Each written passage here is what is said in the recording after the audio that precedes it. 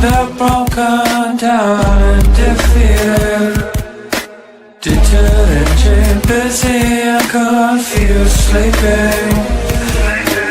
You're dying while I wait you to get started. On the journey chosen, wasted, no selected. I was so bad, what happened? Fall out of the sky and crush me in my smile. I was so bad, what happened? Fall out of the sky and crush me in my smile.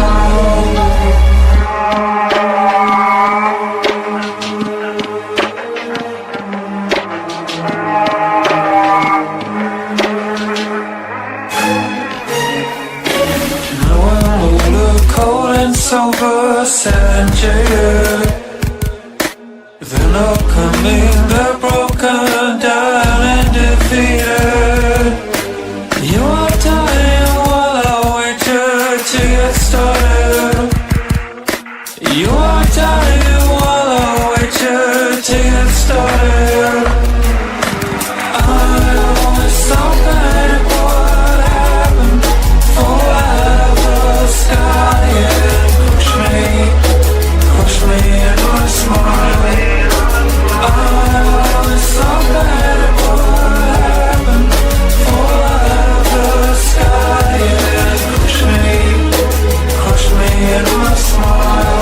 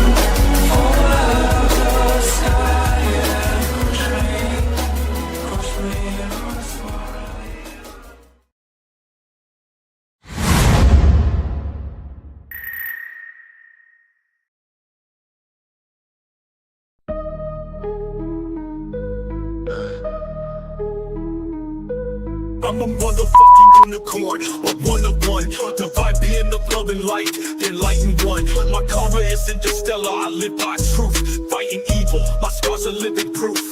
Protecting you from the storms with all my might. Love me, I will treat you right. You ever cross me, it's the last thing you'll ever do. With my crown of thorns, I'll wreck you. I ain't playing, yo, Bryan hard, call me a saint. Too bad Chris, because Bigfoot knows my name.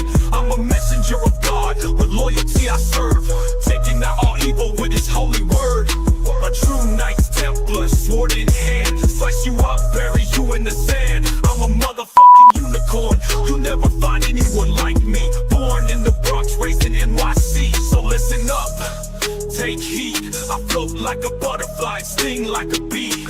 A true Knights Templar, sword in hand, slice you up, bury you in the sand. I'm a motherfucking unicorn, you'll never find anyone like me. Born in the Bronx, raised in NYC, so listen up, take heed. I float like a butterfly, sting like a bee.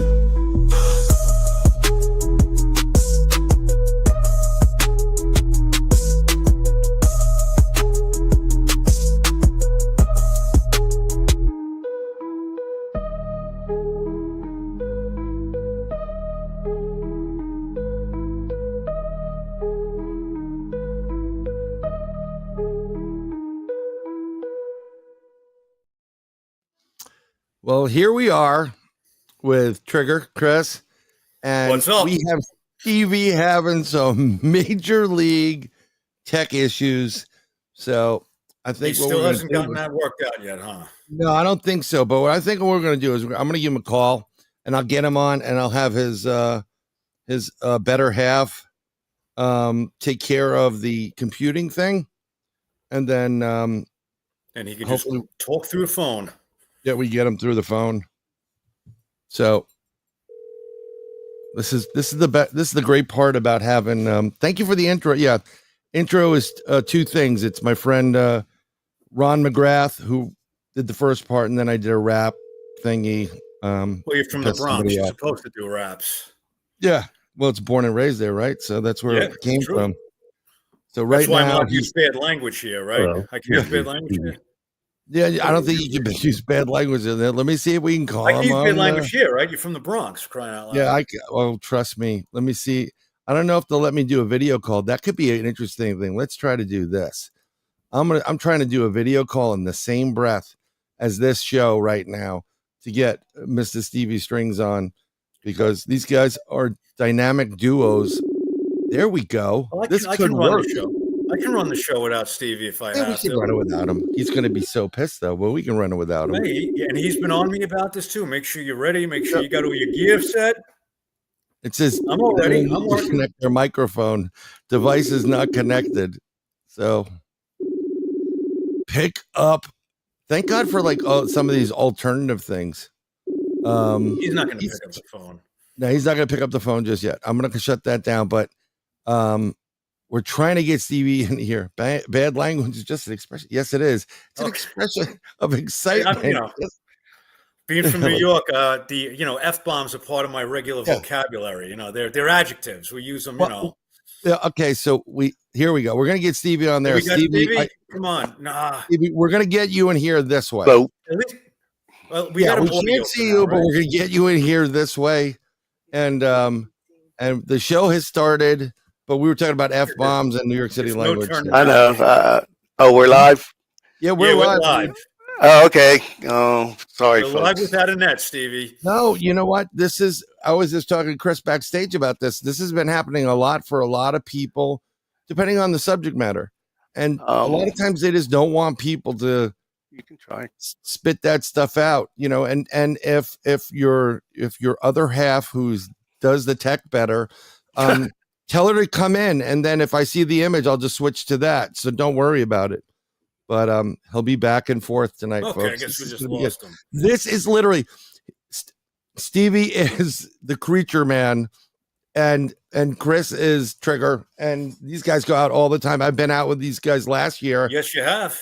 Unfortunately, I'm missing this right. There we go. Got the shirt on. There it is. There she goes. Give that wife a dozen roses. We've been waiting how long? The whole world is pissed at us because we're running late. I'm telling everybody we're going on at 9, and here we are. I don't even know what time it is. Let's see. It's 9:26, but we're good. All right. Her computer and second phone, and with her to do this. Okay.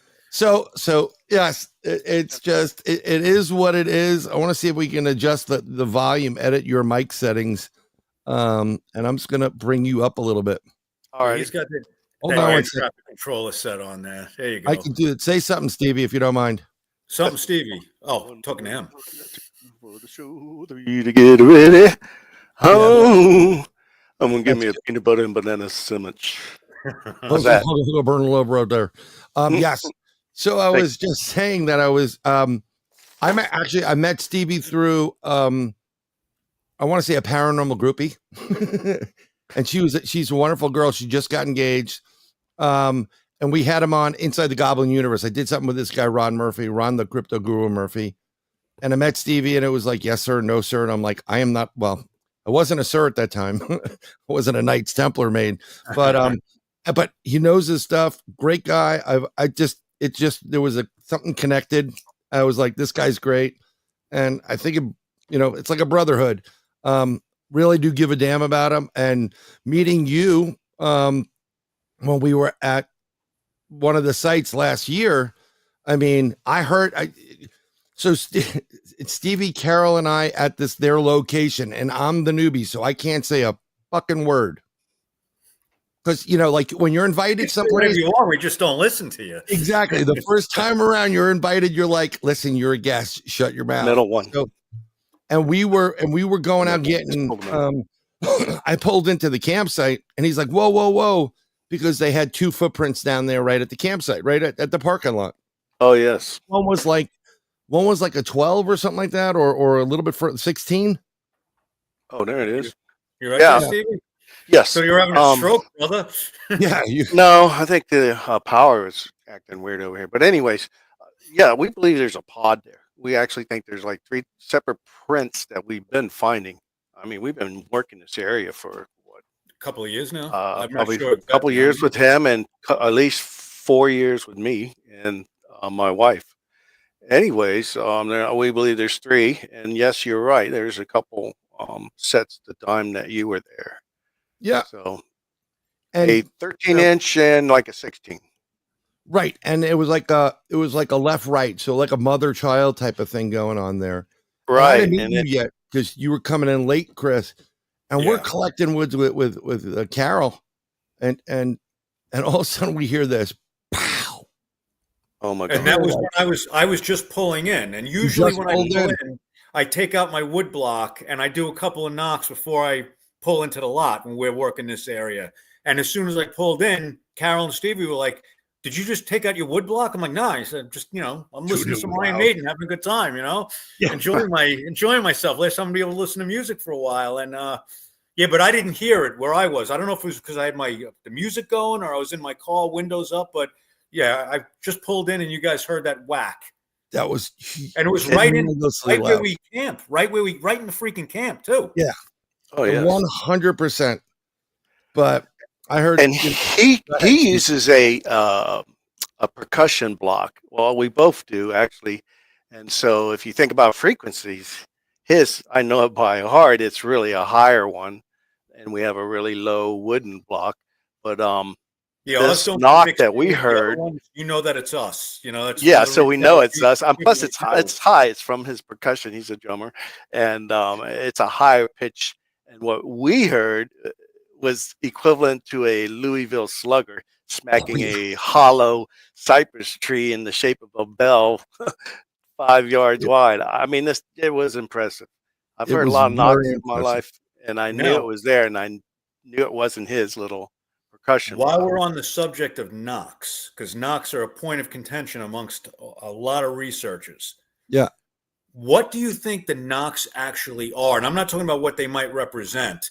What do you think the knocks actually are? What are they making these wood knocks with? Because I don't know about you, but anytime I've walked around the forest and I've picked up a piece of wood and tried to hit it against a tree, the damn thing was rotted and fell apart. Yeah. I have heard rocks against trees. And I've also heard there was another theory. I forget the investigator. Stevie and I have talked about this at length.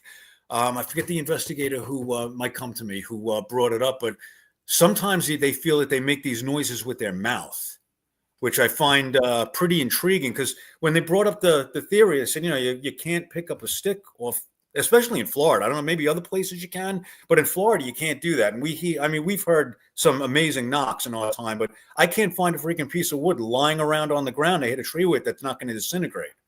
So the theory is also, that they're doing it with their mouth. And I don't know what you guys think of that, how you feel about it, if it's possible.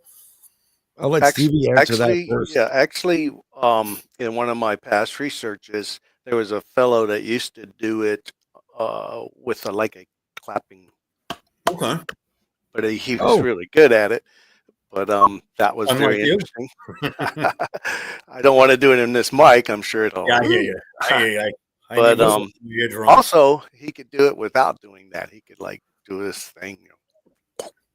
It was pretty neat. Well, I mean, my younger brother used to make a. There you go, like that. But his was very loud. I mean, if you find a way that you can project it, make it louder, because that could sound like wood on wood, the noise you just made. So it's just something I wanted to throw out there since we were talking about the knocks, because it's been something that probably in the last year and a half or so has been a big discussion amongst a lot of people me and Stevie work with, people who come from all over to come down and work with us. Said, is it actually wood on wood? Could it be rock on wood, which is something because they do rock clacks, you know? Yeah, they do rock clacks. We had rock in our spot up in upstate New York. A lot of we get both, but you hear the rocks. But I think it's like almost echolocation or triangulation.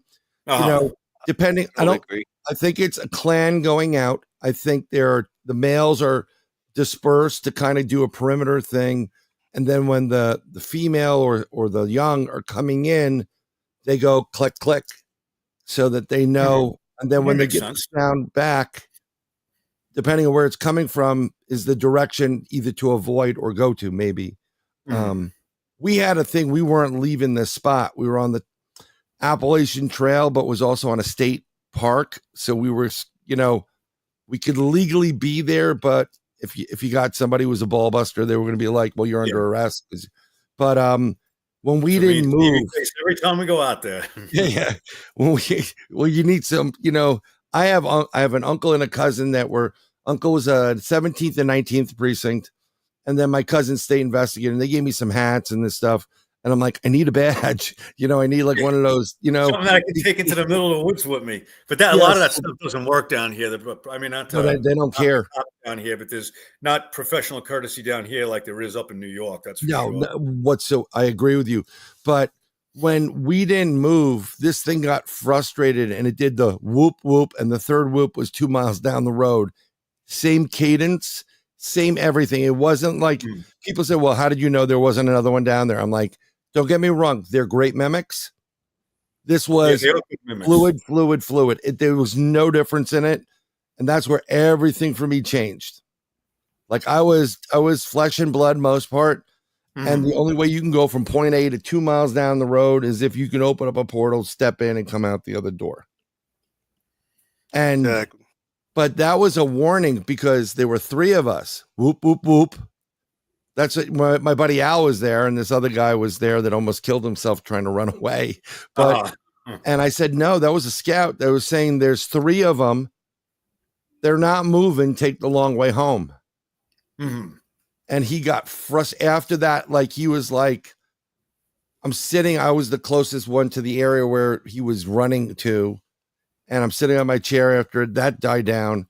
And I hear the crash behind me. And that's when the boulder hit the ground, roll, hit my chair. And I went flying. Oh, wow. And that was almost like him, like, fuck you guys. Fucking hate you guys. Making his life difficult. But we weren't trying to make his life difficult. We wanted to have an interaction with him. Thank you for that question, because I think this is why I love these guys, because there are real questions there. This is not like what these people say, like, who could beat up a monkey? How many people could beat up a gorilla? You can't beat up a gorilla. These are stupid. These are like the stoner days drunk questions. Like, like who would win in a fight, Ozzy or God? It's a trick question because Ozzy is God. But with that, with the story you just told, brings me to when Stevie and I had something similar to that. Because you were talking about the boulder and the rock throwing. Steve, remember the time we were at the state forest and we just started? We were maybe walking for 5 minutes and we heard that howl. It sounded exactly like the Ohio howl. Oh, howl! Yes, we heard the howl, and of course that was this. I learned a lesson this day. Now, what do? I put on my recorder as soon as we start walking. What I was doing with the recorder was I had it on me. We were going to go to our place, and then I was going to record. Now I run a recorder constantly because I learned my lesson. But we heard this amazing howl, and it set off a whole bunch of coyotes. It was such a good howl that we actually called another team. We were working with Bigfoot Mafia from Tampa at the time. Nick Tudor. Yeah, Nick, good old Nick. They were probably about 1.5 miles, 2 miles north of us. But the way this howl sound, I mean, this howl was only like, what would you say, maybe 50, 75 yards away tops, Stevie, when we heard that? Yes. 50 to 75 yards away tops. So like, what the fuck are they, excuse my language, what are they doing down here? They're supposed to be up north. So we contact them. They're 2 miles away. Like, we don't know what you're talking about. The howl sets off a pack of coyotes. Now, Bigfoot and coyotes apparently run together, hunt together. That's what people say. But we heard movement in the woods. So I find this little game trail. I got my flashlight. I take 2 steps into the woods. I hear something.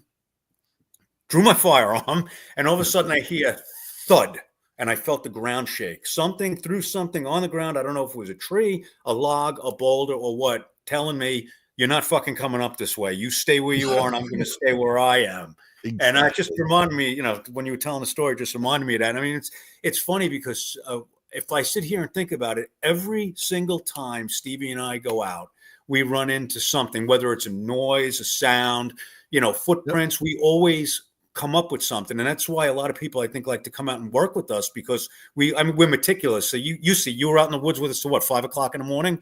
Yeah, I was. 5 a.m. We were out there till the damn sun came up. You know, we don't miss anything, and we know what we're looking for.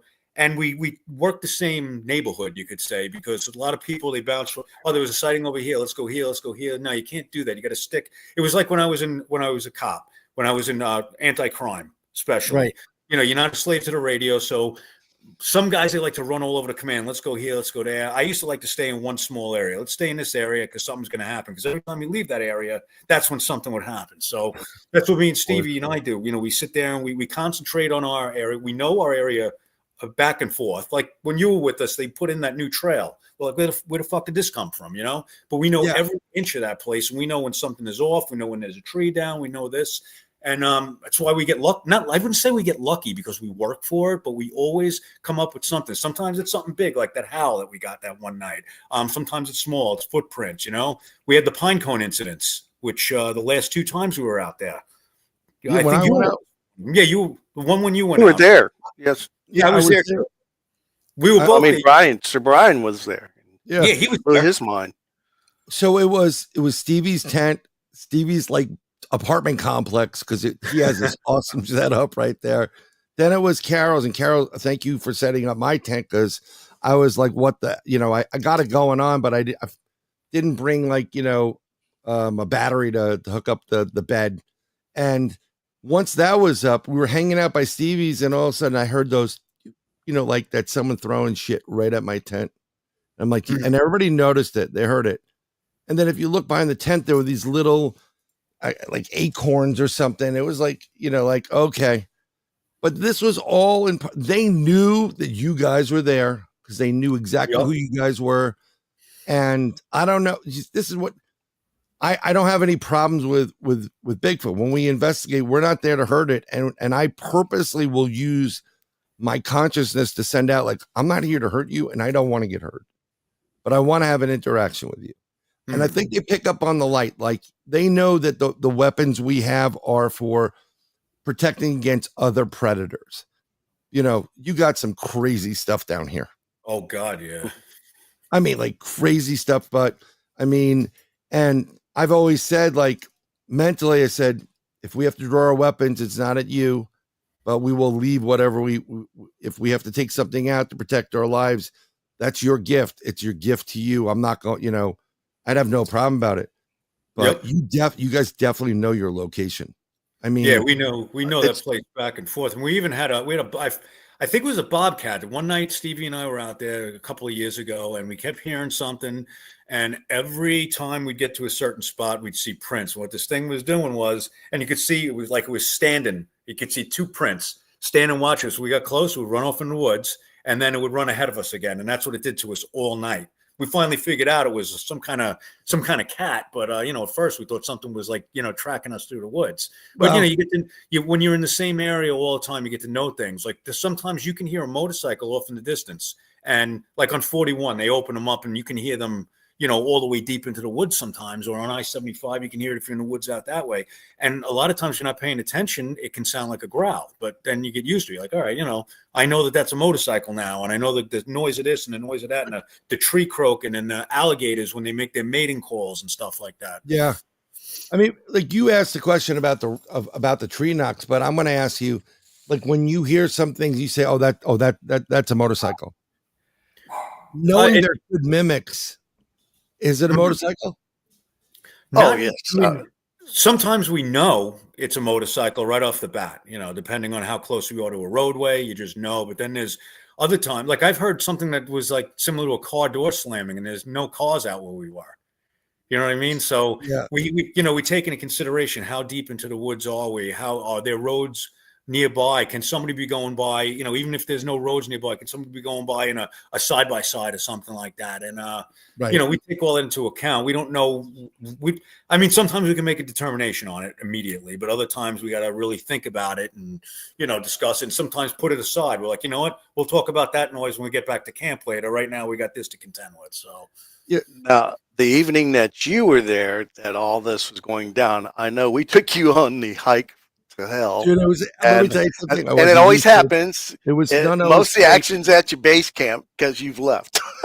Who knows? We did have a knock there earlier, so we know it was something did that. I don't know what, and but, I would, go ahead. Come back, and what happened with Carol was because my tent was right there.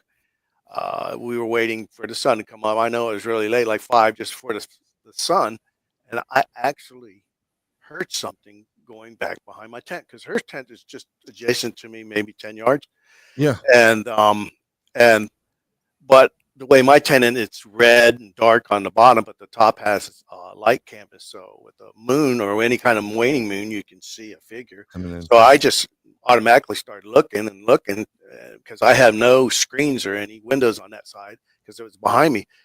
But so I didn't think nothing of it. I was going so I go, maybe I should go out there and hit it with the spotlight anyways, because you never doubt anything. And then I'm thinking, well, what if it's Carol taking a pee or something? And that would look pretty embarrassing. So I didn't think nothing of it. And then the morning comes, and that's when we were breaking down and stuff. And that's when Carol's going, oh my Lord. And there was I got pictures. I wish I could have put them on here. Anyways, they had put almost a perfect circle around, and some were even actually under her mat of the tent. And all the plants, there were some as big around as my fingers that were broken. You can tell it was laying there. And then it hit me, wow, what if it crawled by? What if it was all on fours? But it definitely was. I see it happened to Julie, our other team member, months before, or maybe it was 2 months before. Same exact thing. And all the brush behind the area where the tent was all tamped down. And I think that happened because me and Carol were out. I know Julia, she had worked or whatever and was tired, and she ran out of steam at 3 o'clock in the morning. Me and Carol went back out with I think we had the thermal. We were out with the thermal. We were scanning with the thermal. And I think that's when it happened because I laid in the tent and I didn't really get that much sleep. By the time we went to, my head touches the pillow and the fucking sun comes up because we stay out all night. And I'm thinking, because then I went over there. It was the next morning. Sun comes up. I go by the tent. I'm like, hey, did you put all these pine cones out here? And everybody's like, no, I don't know what you're talking about. And the tent in question was on the other side of the group campsite. It was pretty far away. There was nobody around. And then I did a little test. I stood in where all the brush was tamped down, and I threw a pine cone. It hit the tent in a certain spot and fell right in the pile where the rest of them was. So something might have been standing there throwing pine cones at the tent, trying to get somebody's attention. And it only happens to the females. They don't come near me and Stevie. They're like these two ugly bearded motherfuckers. We don't want anything to do with them. Now this is very active area that we've worked for. Like I said, between both of us and me and my wife, probably 5 years. There's 4 Class A sightings there, or 3. And Chris, being ex-NYPD, he gets the privilege to some of his friends who see that we're really serious. They start seeing these, night visions and all this thermal stuff, and then they've been giving him, these counts. And I think 2 are from Fish WFC, and then the others were Sarasota County. Venice PD, and the other one was Sarasota County. There you go. I remember you sent me some photos. So I did. I'm going to be the guy that brings shit in. Thank you, sir. And as you can see, there's the circle, and there's some underneath the actual tent. And then these sticks down below, you can see these are palmettos that have been where it was laying. These sticks are about the size of my finger. And there's almost like a really good, cool pattern where his were, what happened to Julie's, they were throwing at them at the tent. And these pine cones, what's really cool is that the nearest tree to her tent was probably 70 yards to Right. where these other pine cones that Julie had, which was interesting, were pine cones. Do you know when a pine cone opens up when they're fresher or newer, they'll open up a little and then they'll close back.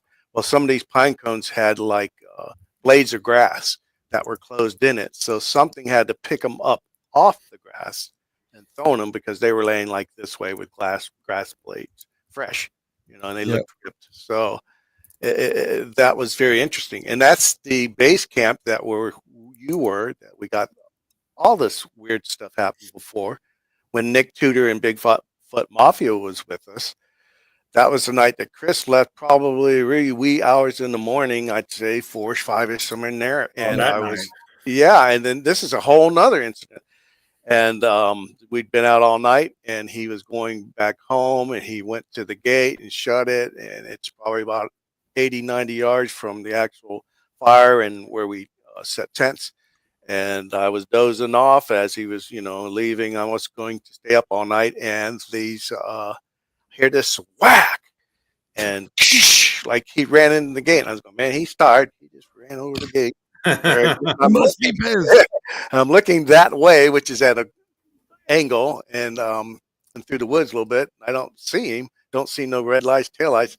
Think nothing of it. Fall asleep. Morning comes. We're packing.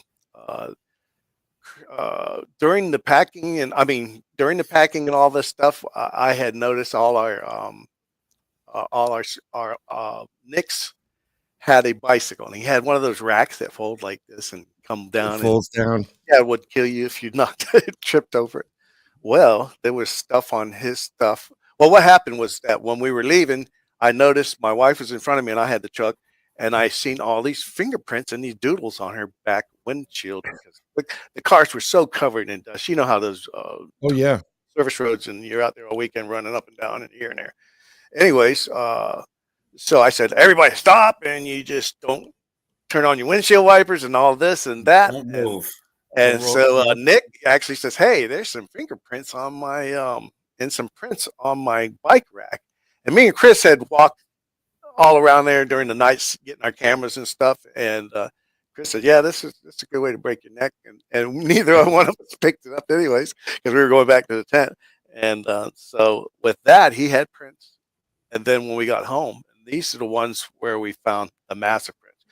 These were probably the size of maybe quarters. Would you say, Chris? Yeah, I'd say about a quarter. Definitely the biggest one. 3/4. Yeah, these are fingerprints. So imagine your finger next to a quarter, and they were all there. And of course, he's forensic, and he lifted the prints and all that.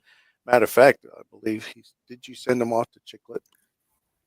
Yeah, and I haven't heard nothing back. Chiclet is. Are you familiar with Chiclet? He's the primatologist that did forensic prints for primates and studies and all that. He works with Meldrum and stuff.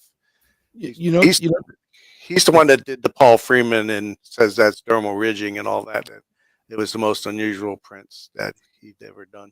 And I met him through a non-Bigfoot related thing. He was doing when I was on the evidence collection team, he was doing I guess you could say a seminar on stuff, and he delved in this stuff on the side, and I knew who he was, so I talked to him about it. But I wasn't into this shit back then. I was just interested in general. Oh, you get Bigfoot fingerprints, huh? Now here I am out with my magnifying glass, crawling around freaking game trails in the middle of the night looking for this shit. It's important. Here's the problem, right? So I got a buddy named Johnny, who we interviewed. This guy Robert Vanderbroek. He's out of the Netherlands. Yeah, it's old school, and he's been. It was literally we did a 5-hour interview. Wow. With Robert Vanderbroek, myself, Johnny, and my friend Ron. Ron was like, we did like an hour and change pre-show, 3 hours of Robert, and we actually did some experiments where he can make things appear on fruit. Appear on fruit.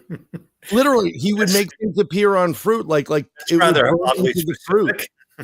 And then if he took a camera, he was able to put images on brand new film, whether it's film or digital. You could take heard of this. Package.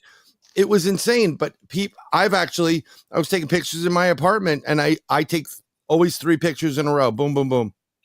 because you want to look for moving oddities, right? Yes, I do too. There was something standing there when we did it. I said, and I love shows like that because this is how I like to do the shows. I want people to participate.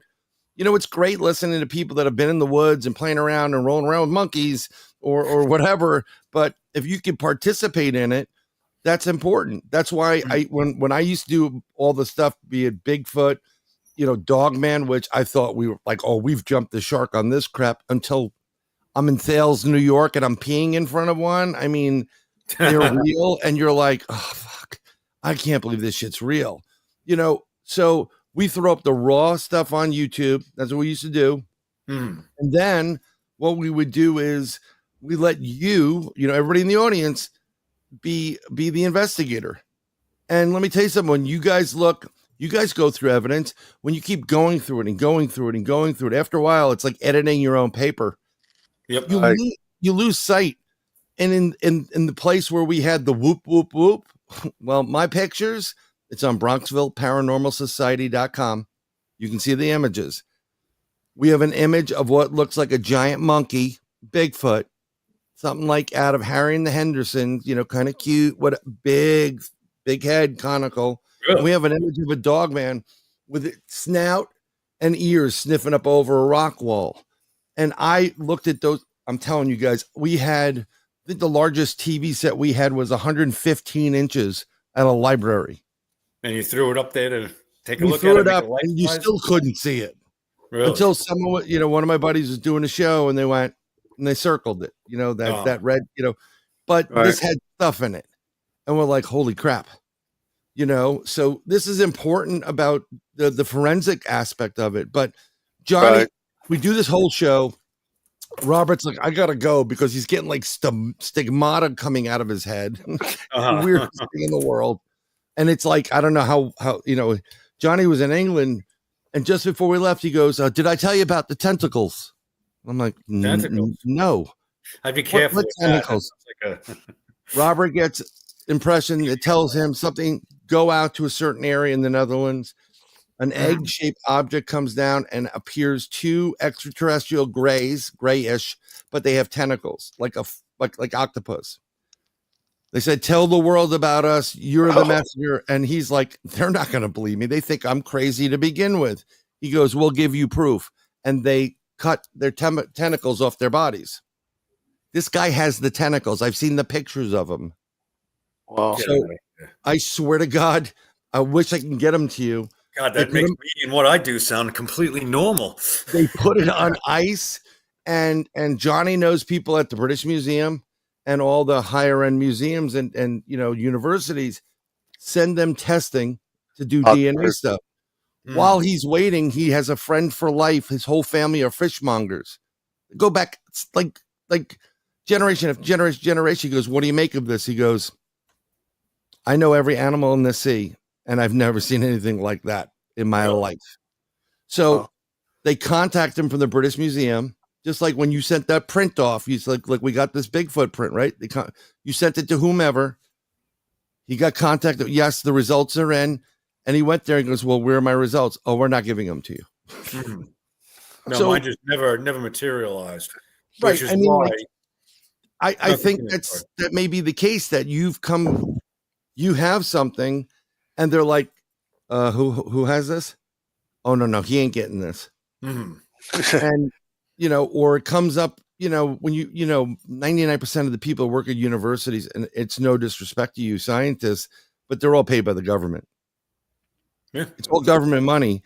So you send in a DNA sample. Let's say you get a Bigfoot, and you draw the blood, you get the hair sample, everything. You got it dead to rights, and you send that in to get it DNA tested. Because I had somebody down at NYU that was going to test something, and the minute they put that into the database, you know, all that stuff's connected. Oh yeah, you'd be like, where'd you get this? Yeah. I know that just from the prints, NCIS and NCIC and all that stuff. Yeah, I was like, you know, I ran a license plate once, suspicious car sitting around, came back no record. 5 minutes later, my boss is calling me. It's before cell phones. The boss had a cell phone. telling me I got to meet up with them. It turns out we ran some undercover FBI car. It's like they knew exactly what we were doing right away. Just right on the computer there in the radio call, we did it, and boom, it came back to the FBI thing. Next thing you know, they're looking at us like, what are you running this plate for? I'm like, well, suspicious car in the middle of freaking South Jamaica with the engine running, tinted out windows, and fucking 2 white guys with goatees sitting in it. So you're either cops or you're buying drugs. You know what I mean? So yeah, but that's where we used to buy our good weed. Yeah, that's what I always told. Brutally honest with everybody. Hey, Rick. They want to know, Amanda wants to know what's the picture behind you, Chris? The picture behind me is a picture of me with Bigfoot. Not really Bigfoot, obviously, but this picture was taken at the Monster Mart in Folk, Arkansas, the Boggy Creek Monster.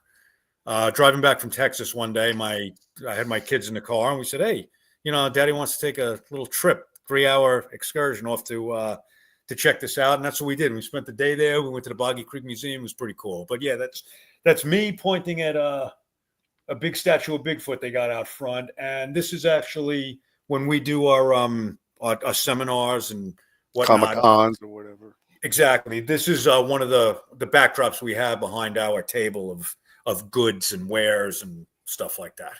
You can take pictures. Yeah, we take pictures. So just so you know, Wayne, I liberated I just reused the audio. When I did that video of you guys coming on the real driving metal, that's Wayne's band, and he's the Michigan UFO sightings and paranormal encounters. So I'm gonna hook both of you guys up with him because you're gonna love their show. And he's hardcore rocking, and he's the great show out of Michigan. Him and his wife Michelle. I don't know if Yummy's in the crowd. It goes a long way. She was on another show and someone said she's yummy, so whatever. Yeah, so I have t-shirts making made. I'm with Yummy, and then I'm gonna get for one that says Yummy. Yeah, I'd love to get you on their show because they got a great audience, great crowd, and great questions. And I mean, I think part of what we do as investigators and researchers, we have to get out there. But that's where our bread. Well, there's no money in this stuff. No, there's definitely no money. Unless you're filming it, sir. Wink, wink, Stevie. Wink, wink. We will make a documentary out of this. This whole story is crazy. But even past stuff. But it's also you gotta kind of play go on the right shows and get asked the right questions and meet the right people, because there are really good people out there that aren't trying to go at people or you're crazy or I mean, I know it. How many people do you know in the industry that anybody believes in, they call it the woo? Oh, you're crazy. Yeah, these are flesh and blood. But they cannot think outside the box. When I first got into this whole thing, I didn't go with the woo. I mean, I was all 100% flesh and blood. I mean, like I didn't even. I'm still out to. I guess I'm still out to lunch on Dogman. I think part of the problem with that is there's no Dogman down here in Florida. I don't think anybody has ever reported Dogman in Florida.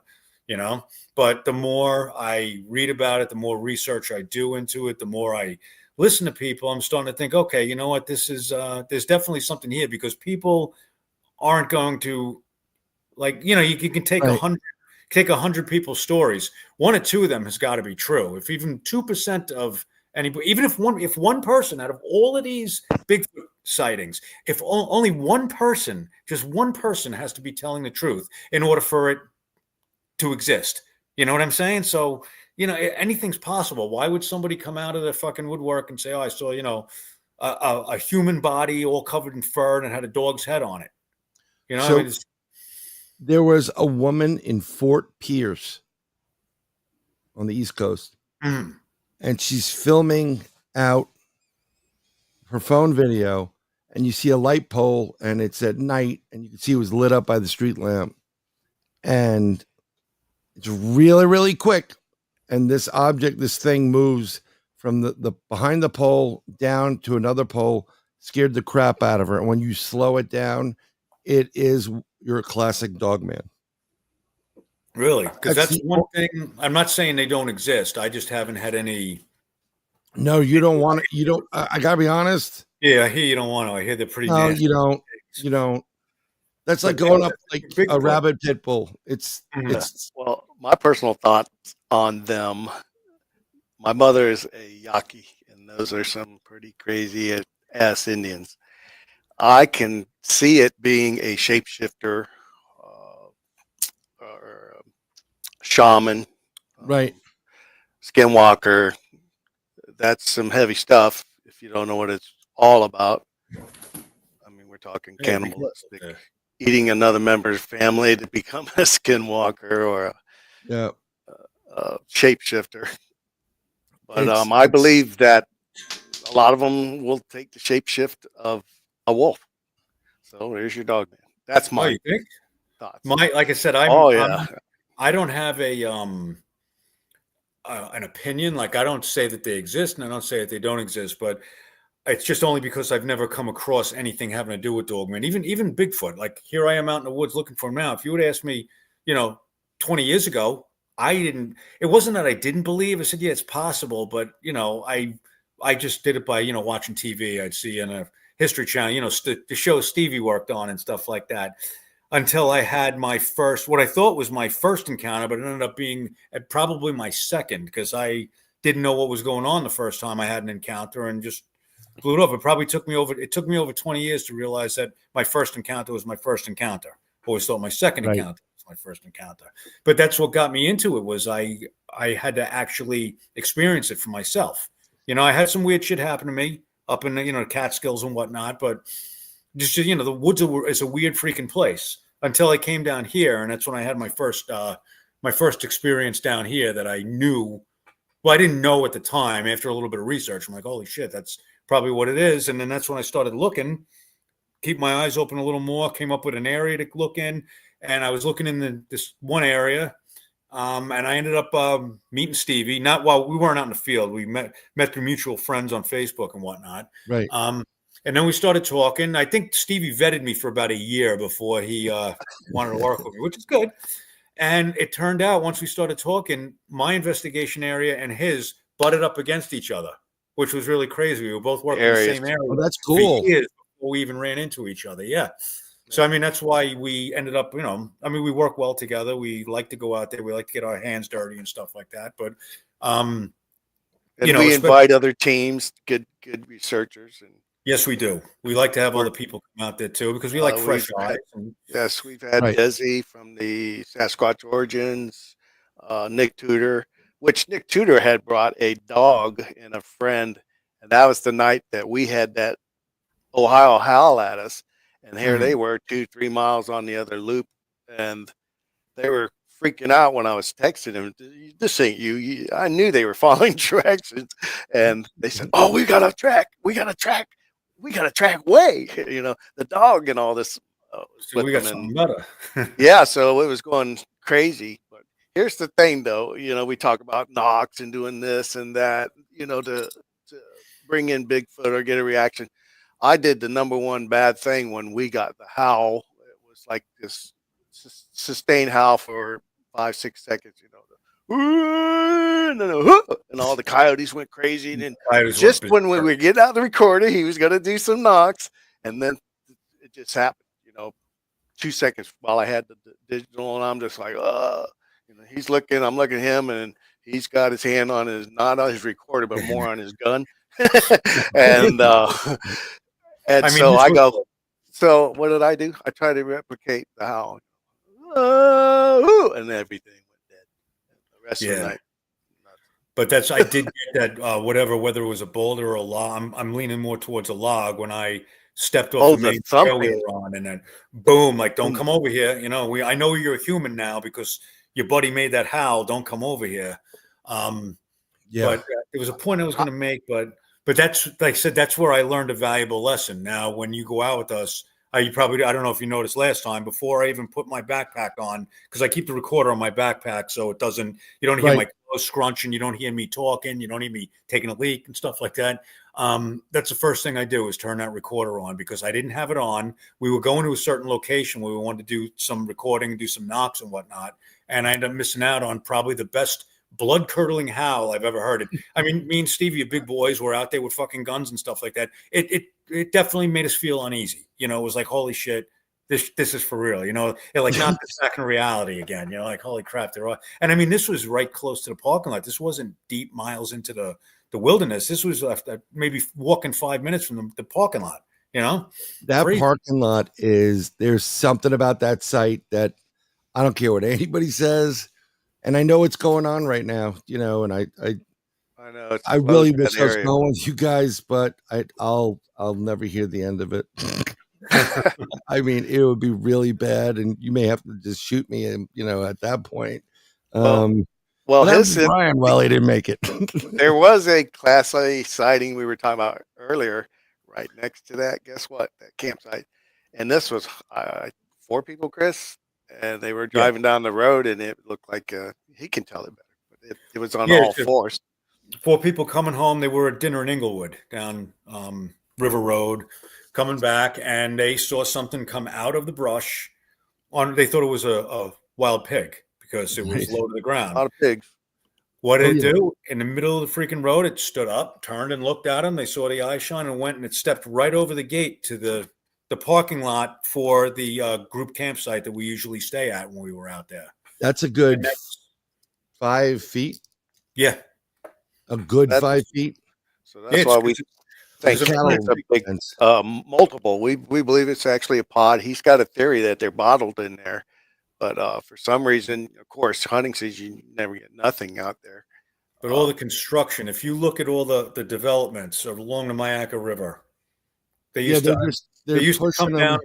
They used to come down from the north because during the rainy season it gets all flooded out, and down where we go, it doesn't flood. I mean, you get a little patchy flood here and there, but you can still come down there. You can hunt the wild pigs. There's deer there. There's all kinds water everywhere. Water source.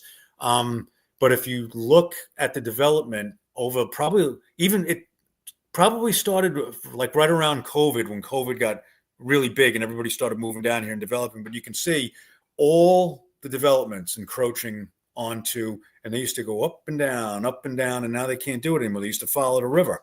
They can't follow the river anymore, Yeah, I mean, too much development, and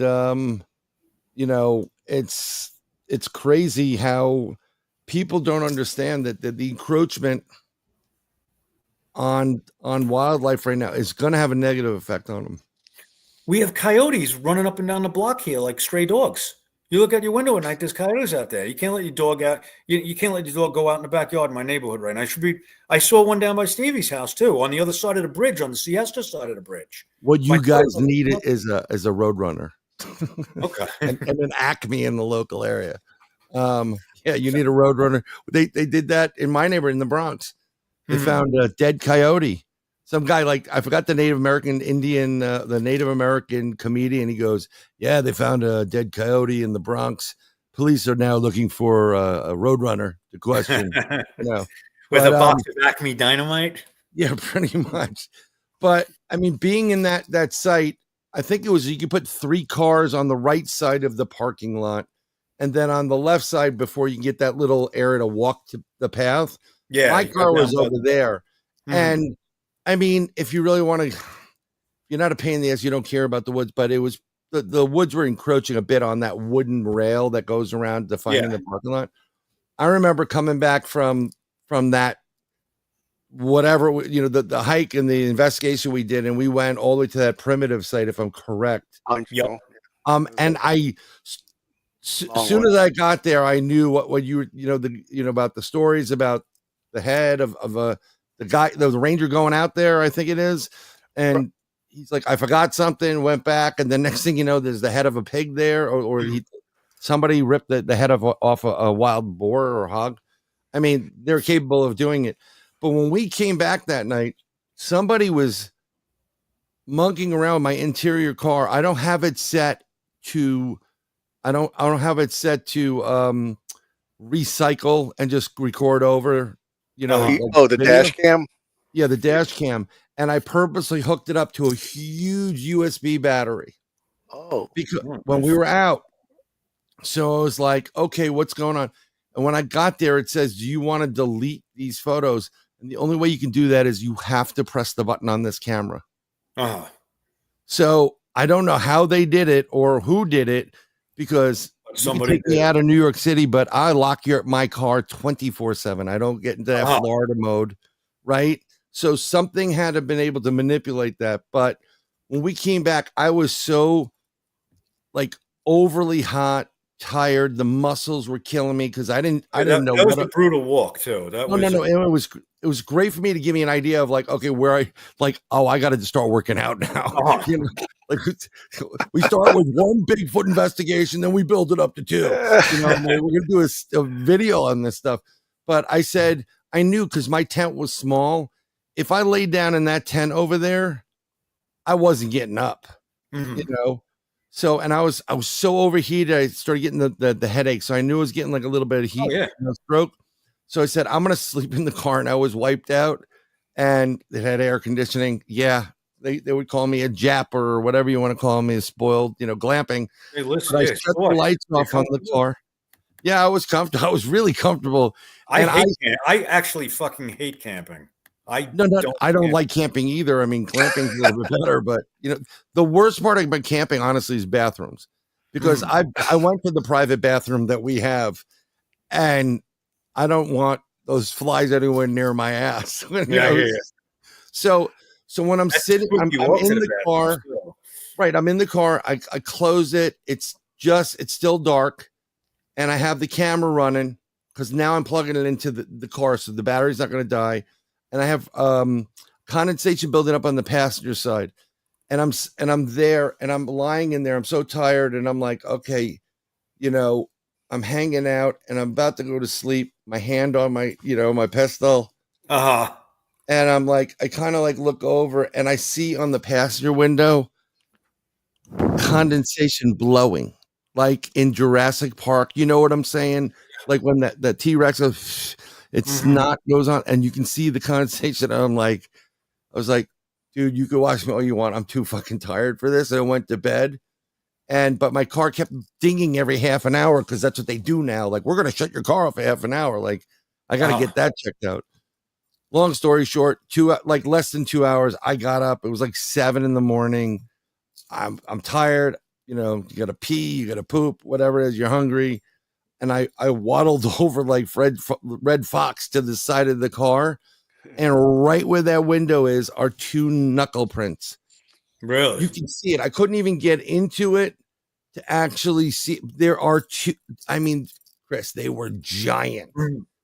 So I was oh, you were watching me last night.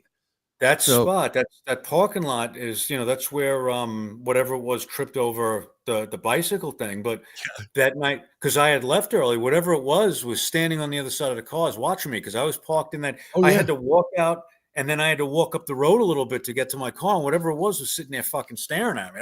That's unnerving. You know, I had no lights on, you know, man, just, you know, and then I had to open the gate. I had to open the gate and fucking park the car outside, then walk back and close that damn gate again. That's a spooky place. I mean, it does get spooky, but I mean, I don't know. I'm used to being my mother was a teacher, so we went to sleepaway camp. So she went to sleepaway camp. So I'm used to it being like, I used to drive people from the city on some of the back roads, and if the moon's out or you get a nice moon, you can shut your headlights off and you'll still see the road. Scare the shit out of people. So when we were walking and doing all the hiking over there, I hardly had my light on because the moon was coming in proper. And you were definitely on the 6th end of it. You were like, you know, then you went into the woods. You felt like something was pacing with us. And all I saw was the snub nose come out. And I'm like, okay, I'm just like, okay, where are we going with this? You know, I'm getting fucking ready. I mean, I don't know. But that's great, man. I keep everybody secure. I'm there for my forensics and for security purposes. Yeah. It's important. I mean, they have to understand though, because I believe they know what these weapons are. Yeah, they definitely do. When you hear all these different accounts of people raising, there's one really I got to find it. If I find it, I got to send it to you. It was I was on Spotify. I forget which. It might have been on Sasquatch Chronicles, about this guy who was in his tree stand and he saw one in this open field. He was hunting on a power line, and this thing came and saw him. And when he pulled out he didn't pull out the rifle to shoot at the thing. He wanted to use a scope to see what it was. And the thing recognized his rifle. And at that point in time, the whole encounter changed from just him seeing something to, it became very hostile. So they definitely know what guns are. No doubt about it. And I think, they know if, the reason why you're using a gun, I would hope. I mean, if I see one walk across the road in front of me, I'm not going to pull out on it. But if it's sitting where I can't see it and I got to approach it, I'm going to have my shit out because you don't know what it can be. It might be, I didn't have my gun out at that point because I thought it was a Bigfoot. I had my gun out because it could have been a bobcat, could have been a coyote. That's what I'm more concerned with. Bobcat, coyotes. Stevie, let me ask you something and Chris, you can answer this too. Like, do you think the coyotes are working with them, or do they have the Bigfoots actually have some kind of, I don't want to say control over them, kind of like a trained, because at certain points it seemed like Bigfoots get pissed off, the coyotes just jet.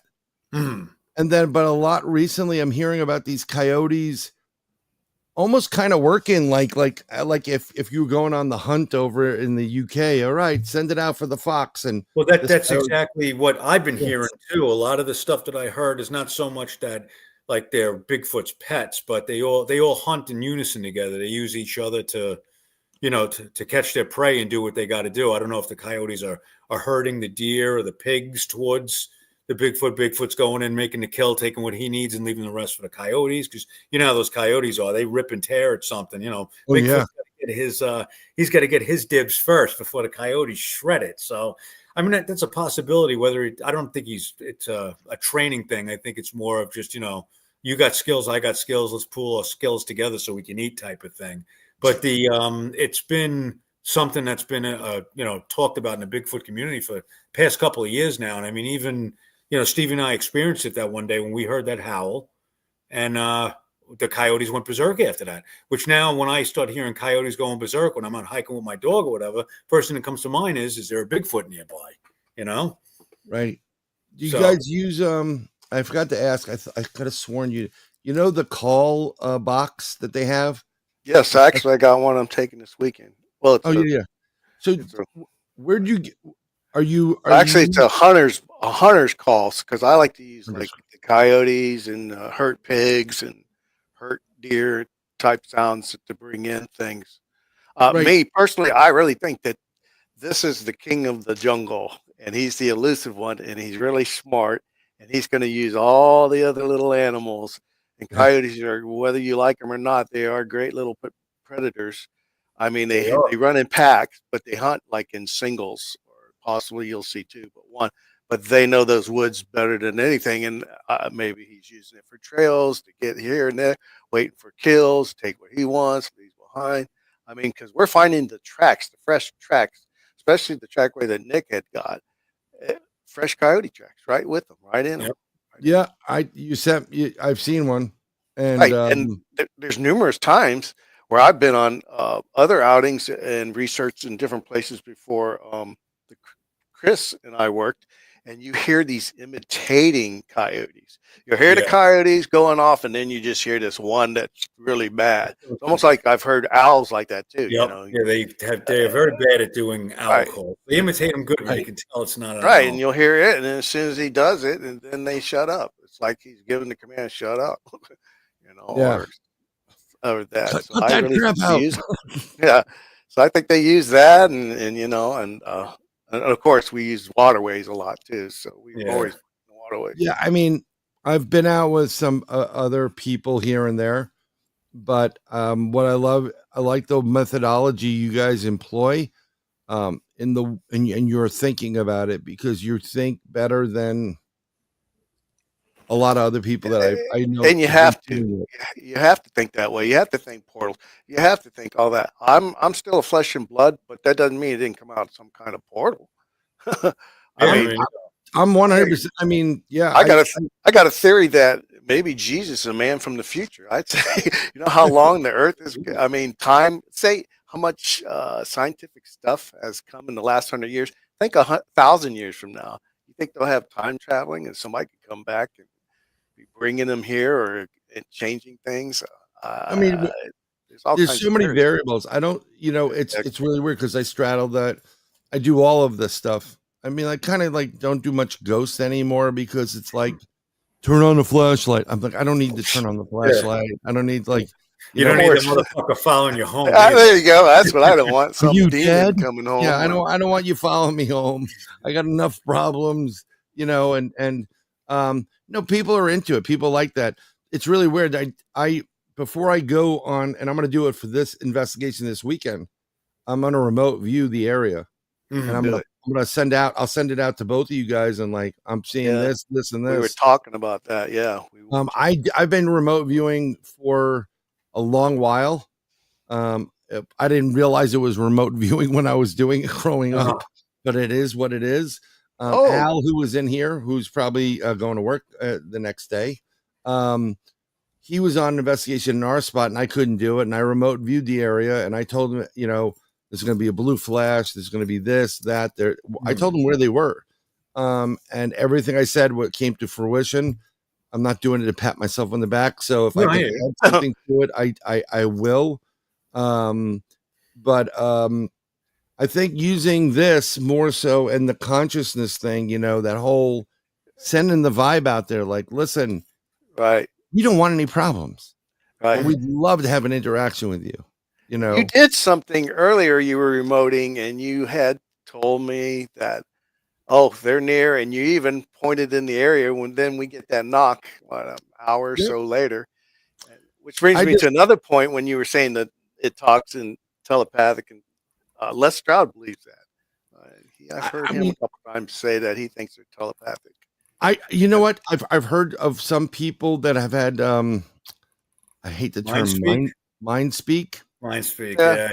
I've had mind speak when I was taking a couple of tabs of Orange Sunshine. I don't know what you're talking about.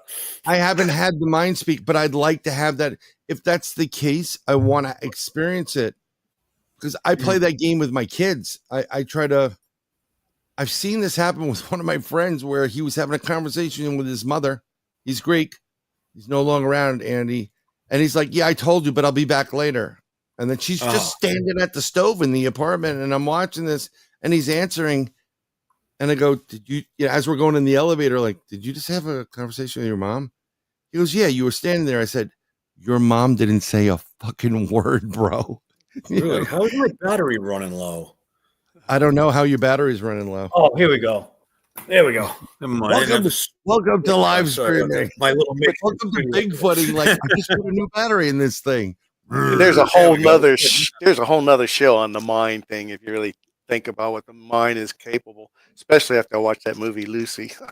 Yeah, well, I mean, think about not just the mind, but just everything in general. I mean, the stuff we're talking about now, if you would have brought a lot of this stuff up 25 years ago, people would have thought we were out of our fucking minds. But with the availability of information with the internet and all this other stuff, people are more open to this stuff. Like my friend Sue, she's probably watching. Hey, Sue, we have some pretty in-depth conversations about some weird shit that, if she would have mentioned it to me, or I would have mentioned something like this to her 30 years ago when I first met her, she would have thought I was fucking crazy. But now we're talking about it like we're talking about buying a new pair of shoes or something like that, And I think that's a good thing, because how many times if you start talking about mind speak, you'd see a whole comment section blow up. Why are you fucking crazy? I don't know what you're talking about. That's bullshit. But now we're open to all that.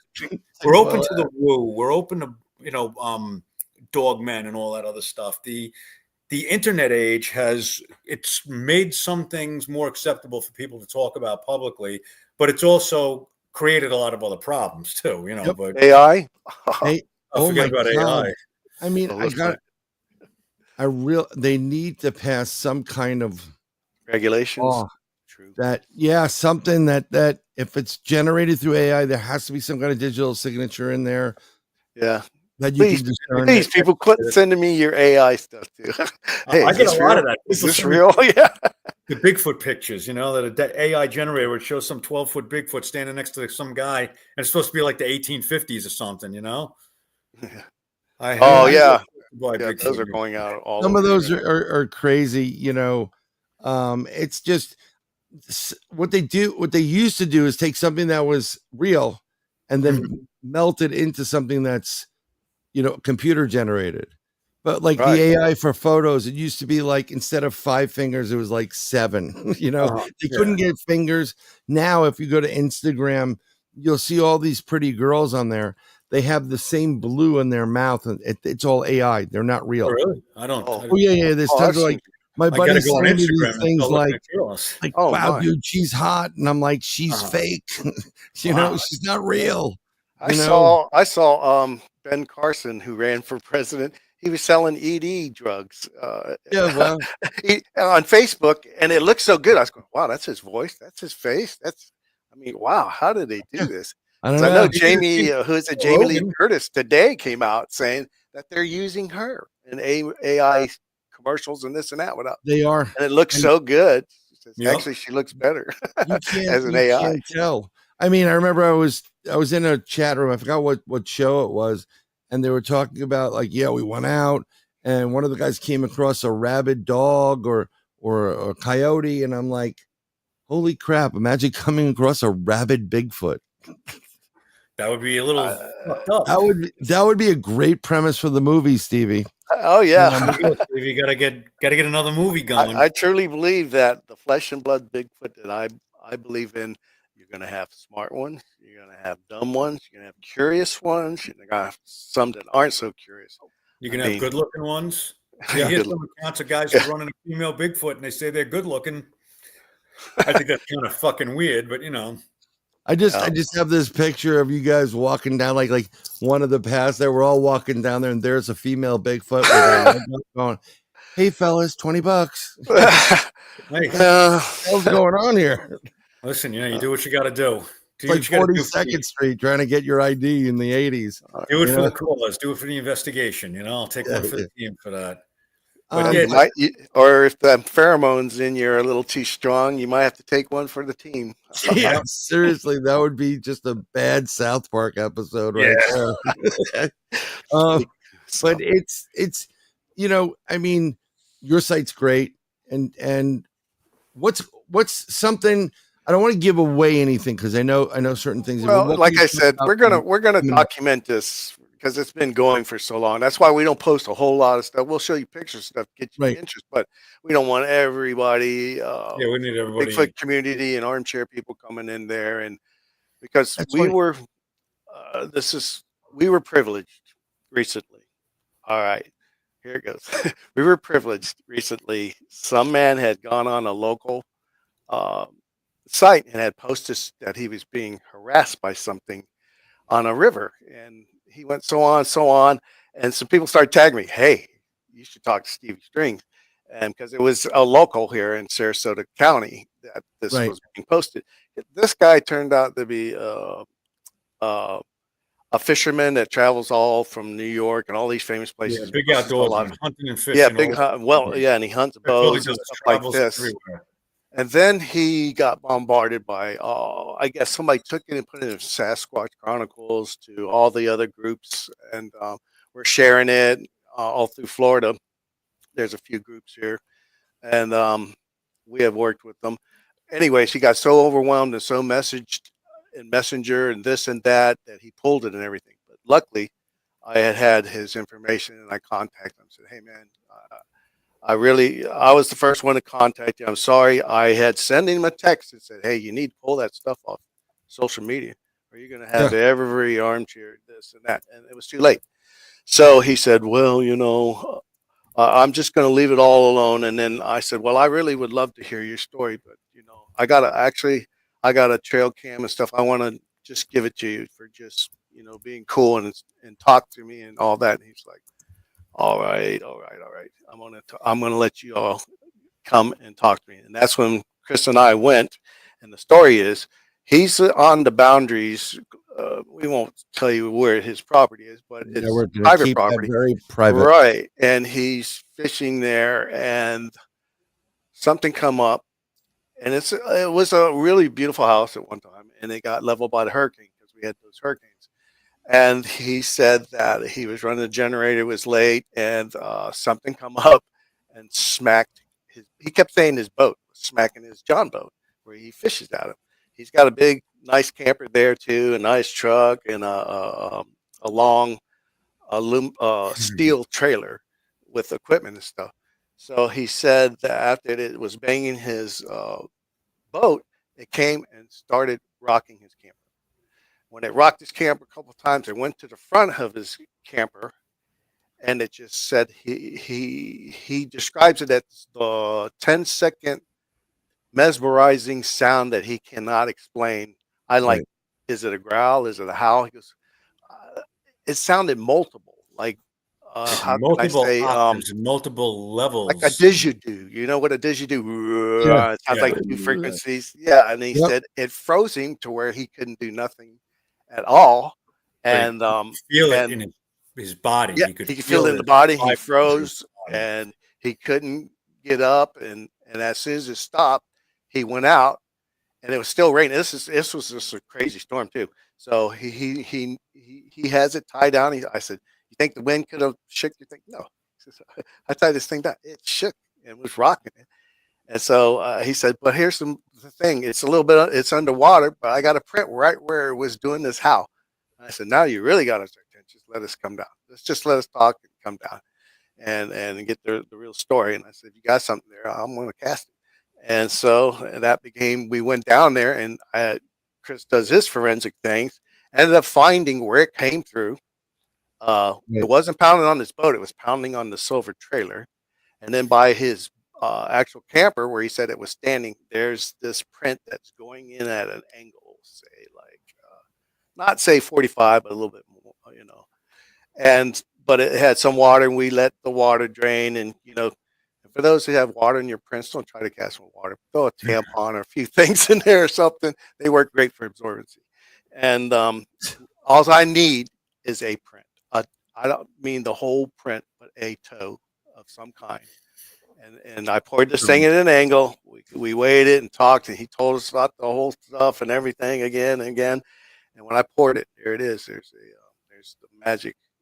I don't know if I sent you that picture, but the magic toe is so undescribable. And you can see the other toes, and to what we can gather, we think it's a smaller one. So you sent me a one-toed Bigfoot. Now that's the interesting. Yeah, that's crazy. I want to see the one. The one Is this the cast or the print? This is the a print of it is a one-toed Bigfoot. And that was what the dog found. Yeah, I'm thinking that's with the. I think that's the one with the the dog print in it. All right, if I remember correctly. Now that print. Yeah, there's one with the coyotes. Did now he? Oh yeah, here it is. He was not stepping in those prints. He's a pretty good dog. I mean, it's really interesting because when you said that, and when he was the information he was revealing, it gels with the fact that it was wet and raining because that foot slid. He planted it and it slid, and if it's sliding like that, and there's a lot of weight to this creature. All right, I have the original print in the other room if you wanted me to bring it, but you can find the casting. But that's not the end of the story. No, I mean, Chris does his thing, and the things he found. The day we went there, and Stevie's talking to, I forget the guy's name. His name was John, I believe. Yes. So I do my thing, and I disappear off to the woods. I figure out I worked the way this creature came in. I found tree breaks, branch breaks, everything else. I found impressions in the ground. I mean, it probably took me, about 2 hours to figure this whole thing 2 out? hours. Coming off a power line, too. That's right. And that's when we determined that the guy said it was pounding on his boat. It wasn't pounding on his boat. It was pounding on his trailer. I was able to trace the way this thing came through the woods. There was a whole funnel system, funneled it right up to the trailer, and the thing was banging on the trailer. So I'm looking, and Stevie sees when I'm shining my light. I'm doing a little, off-angle lighting to illuminate everything, see if there's any disturbance, which we found like scrapes, like something was walking along the trailer. Stevie discovered a dent. And we hit it, boom, sounds just like the sound that the guy was hearing all night. So that was the first night. Then Stevie talked to him again. And so we'll let Stevie take over with this one. And then, so we go out there again. This time it was me and Julie, our lead investigator. And I know that whole area. So when we started there, that's from, there you go. Yeah. Isn't that interesting? Just the one toe. It's just like, I want to know. This is a trackway. Yeah. I want to know what the hell happened to his other toes. Who knows? That's why we think it's a multiple. We think there's 3, a big one and 2 possible juveniles because of this one toe. It's not been the first time. So could it have been the same one that I casted? I don't know, because that's all you can really make out is this big giant It's toe. just one big And toe. exactly. It kind of reminds me of like the scene in Harlem Nights when Eddie Murphy shoots off the pinky toe of, I forgot her name, in the movie. Like, I'm going to shoot your pinky toe off. You know, it's just like, you don't know. So anyways, well, this camp area, we start, and we just go like a circle and go out and just to see if we can find anything new and stuff. And I know this one tree where you come in, it's got some bromeliads and some really cool stuff. And it's got, I had found a cool jawbone of a pig, a bottom thing with the tusk. And I took it and I was showing him and I was going, wow, this is really cool. And all this, I said, can I have it? Yes, because I collect this kind of stuff. So when we come back with Julie, as we went back to where he was, we really didn't see too much, anything new. But when I came back, I'm walking by the tree and there's this perfect, beautiful deer skull sitting right there that I hadn't seen. So something, and I picked it up and showed John. I said, because we found skulls that day too. Remember, and he said, I haven't seen that. That was not there. It never has been. I know, because I got that pig. I mean, that jaw. Yeah, we got the pig jaw when we were out there that day. Yeah. So this is when he called us and said it came back. It came back, and it pushed his camper again. This time he said he got his gun, and when he hit the lights, he could see the angle of the shadow of it. So he went out the side door of the camper and it was gone. So that's why we came back. But that's the whole thing. Like that Bigfoot probably knew he had firearms. He knows he's fishing. He knows he's in his area. There's something that's bugging him about this guy being there. Now, this is what his generator. He thinks it could be his generator. Yeah, it could be the tone of the generator. It could be something that's Oh, interesting fact. So Chris is going in the area, and we did find this area where it was all trampled. So, and it had the perfect amount of branches and stuff. Was probably watching this camper, and what have you. So Chris goes through there and goes, well, it didn't come this way. But he went ahead and goes into the neighbor's yard. So this neighbor has this beautiful house. There's only like 2-3 houses, maybe in this giant acres and acres everywhere. And the guy is yelling at his wife and telling him, why are you throwing the trash? Why you keep throwing the batteries out over here? Why you keep dumping the trash? And he is irate with her, saying, oh, you keep dumping. She's like, I didn't do it. You keep blaming me.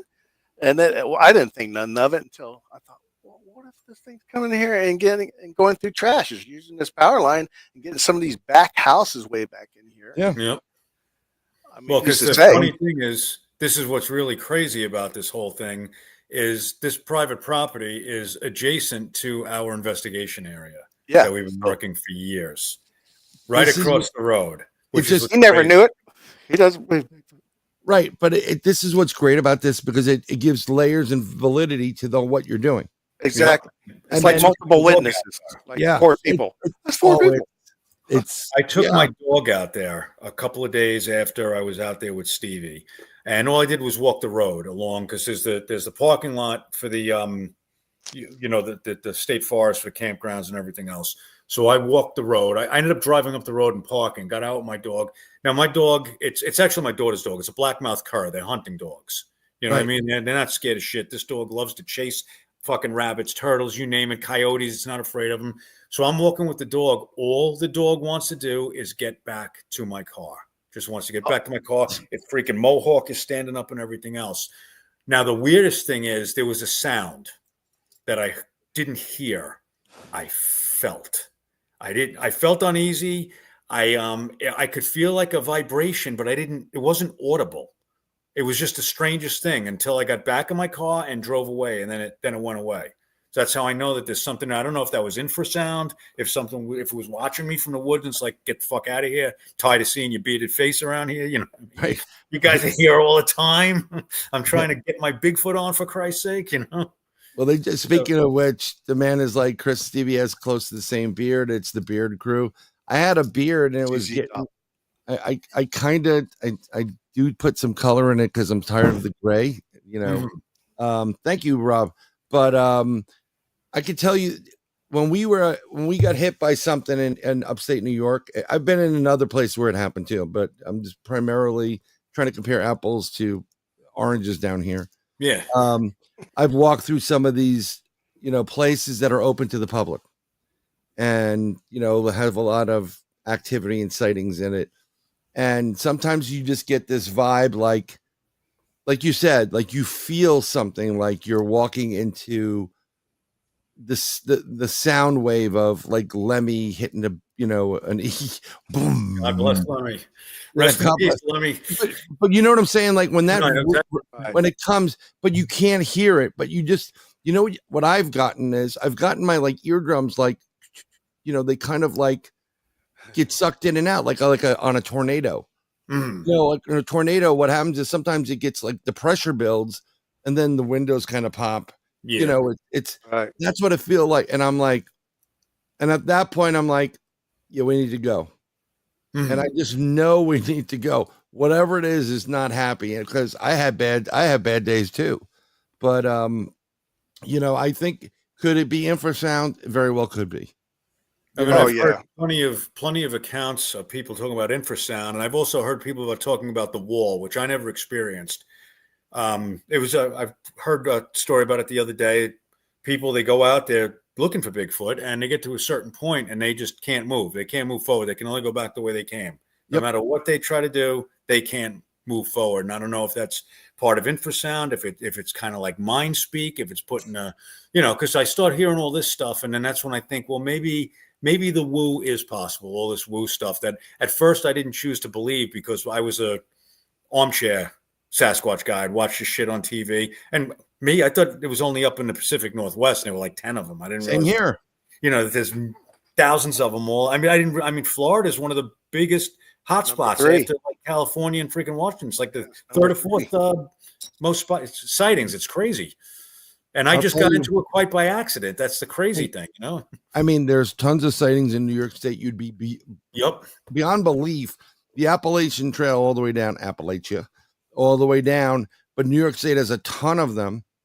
And Pennsylvania is just like this. Pennsylvania is loaded with them. I mean, Pennsylvania has all the weird shit. I keep hearing every account I hear from Pennsylvania, it always has to do like with Dogman now and skinwalkers and, UFOs tied to Bigfoot. I've never seen the two in unison. I've seen some strange shit in the sky. I've seen some strange shit, heard some strange shit. I mean, like I said, every time Stevie and I go out, we experience something, whether, it could be absolutely nothing or, but I've never seen the UFO and the Sasquatch thing together.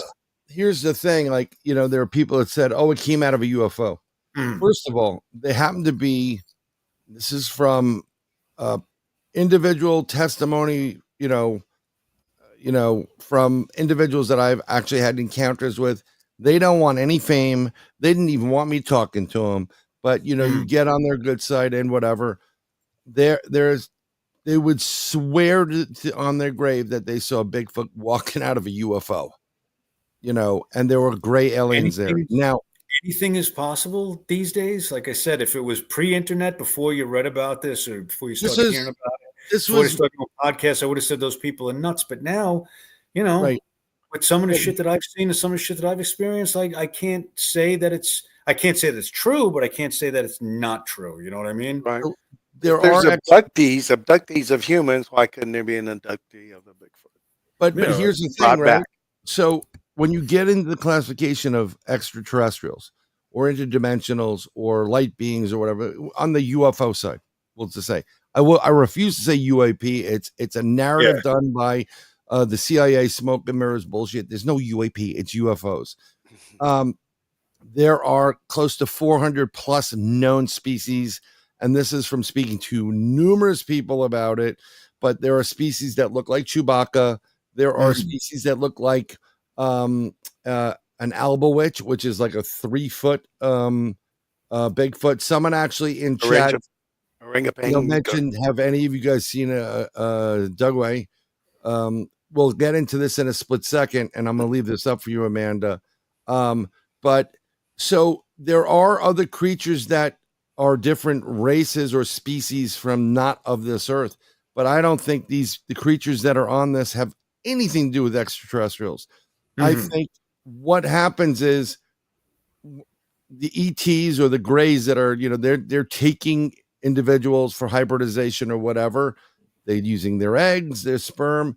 They travel interdimensionally. And when it's kind of like when I used to travel out of Grand Central Station, if you travel like 6:30, the 6:05 train going wherever, 9 out of 10 times you're going to see people on other trains going to Connecticut or Stanford or whatever, and like, oh, that guy's going to miss his train. You become a people observer in New York. It's a New York frame of mind. Exactly. And I think what happens is as these extraterrestrials are traveling interdimensional highway, they see these things and like, what the fuck is that? Get one of those. Why are they one of them? I think they abduct them. I really do, because they don't know what they are. I don't think they're pets of extraterrestrials.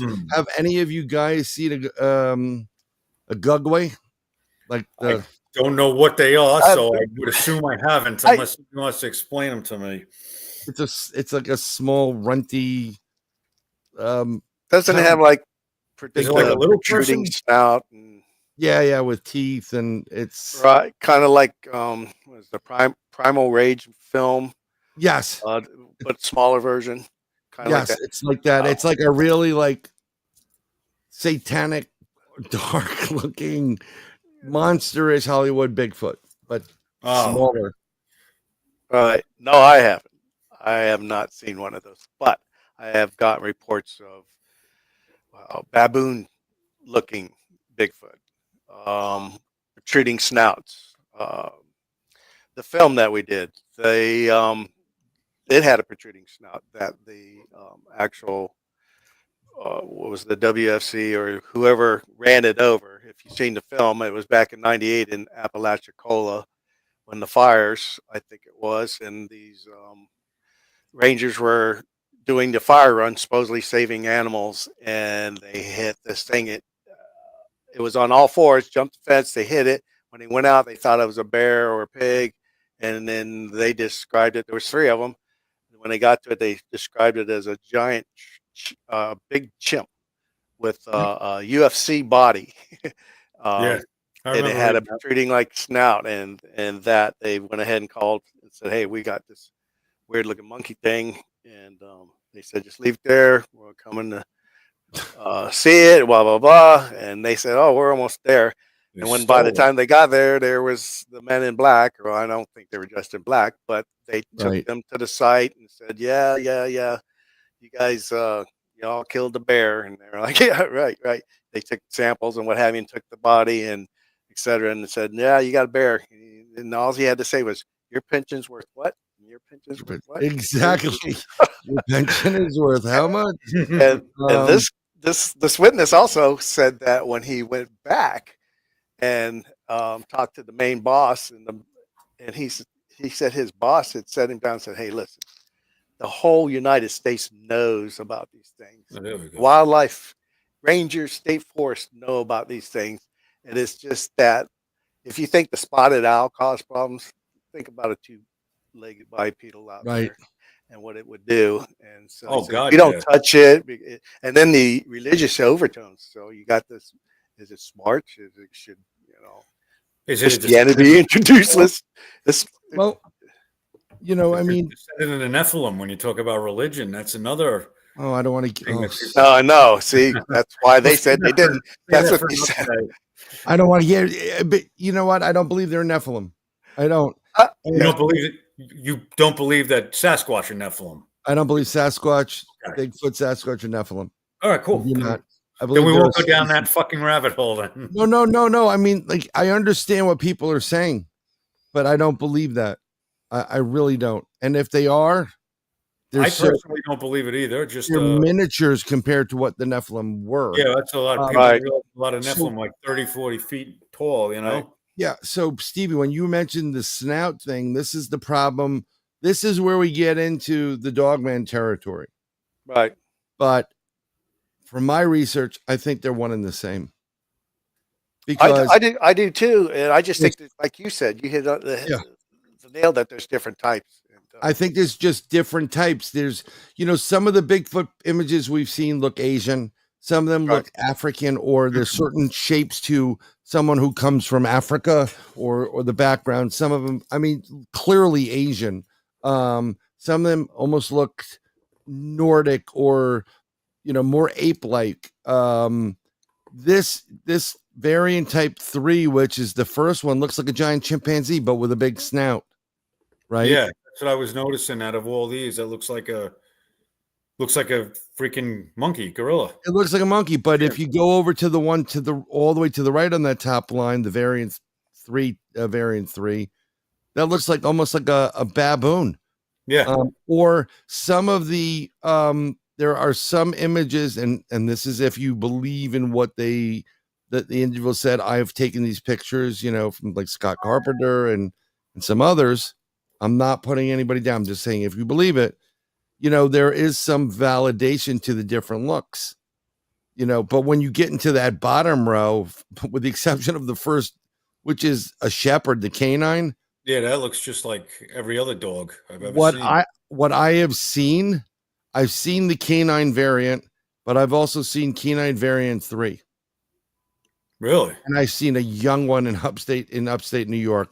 Because And my image was is really dark, but that looks more like the Hollywood style werewolf of the modern day werewolf in Hollywood, as opposed to the terrible looking ones they used to have. But yeah, Yeah. I mean, I've never seen a dog man, never seen anything related to a dog man. You're looking at it and you're going, you can't wrap your mind around it. Like, oh shit, this is real. Plus, And we don't know how they reproduce too. Now, so if you have an ancestral Doggy style situation, you're going to get mongoloid looking things.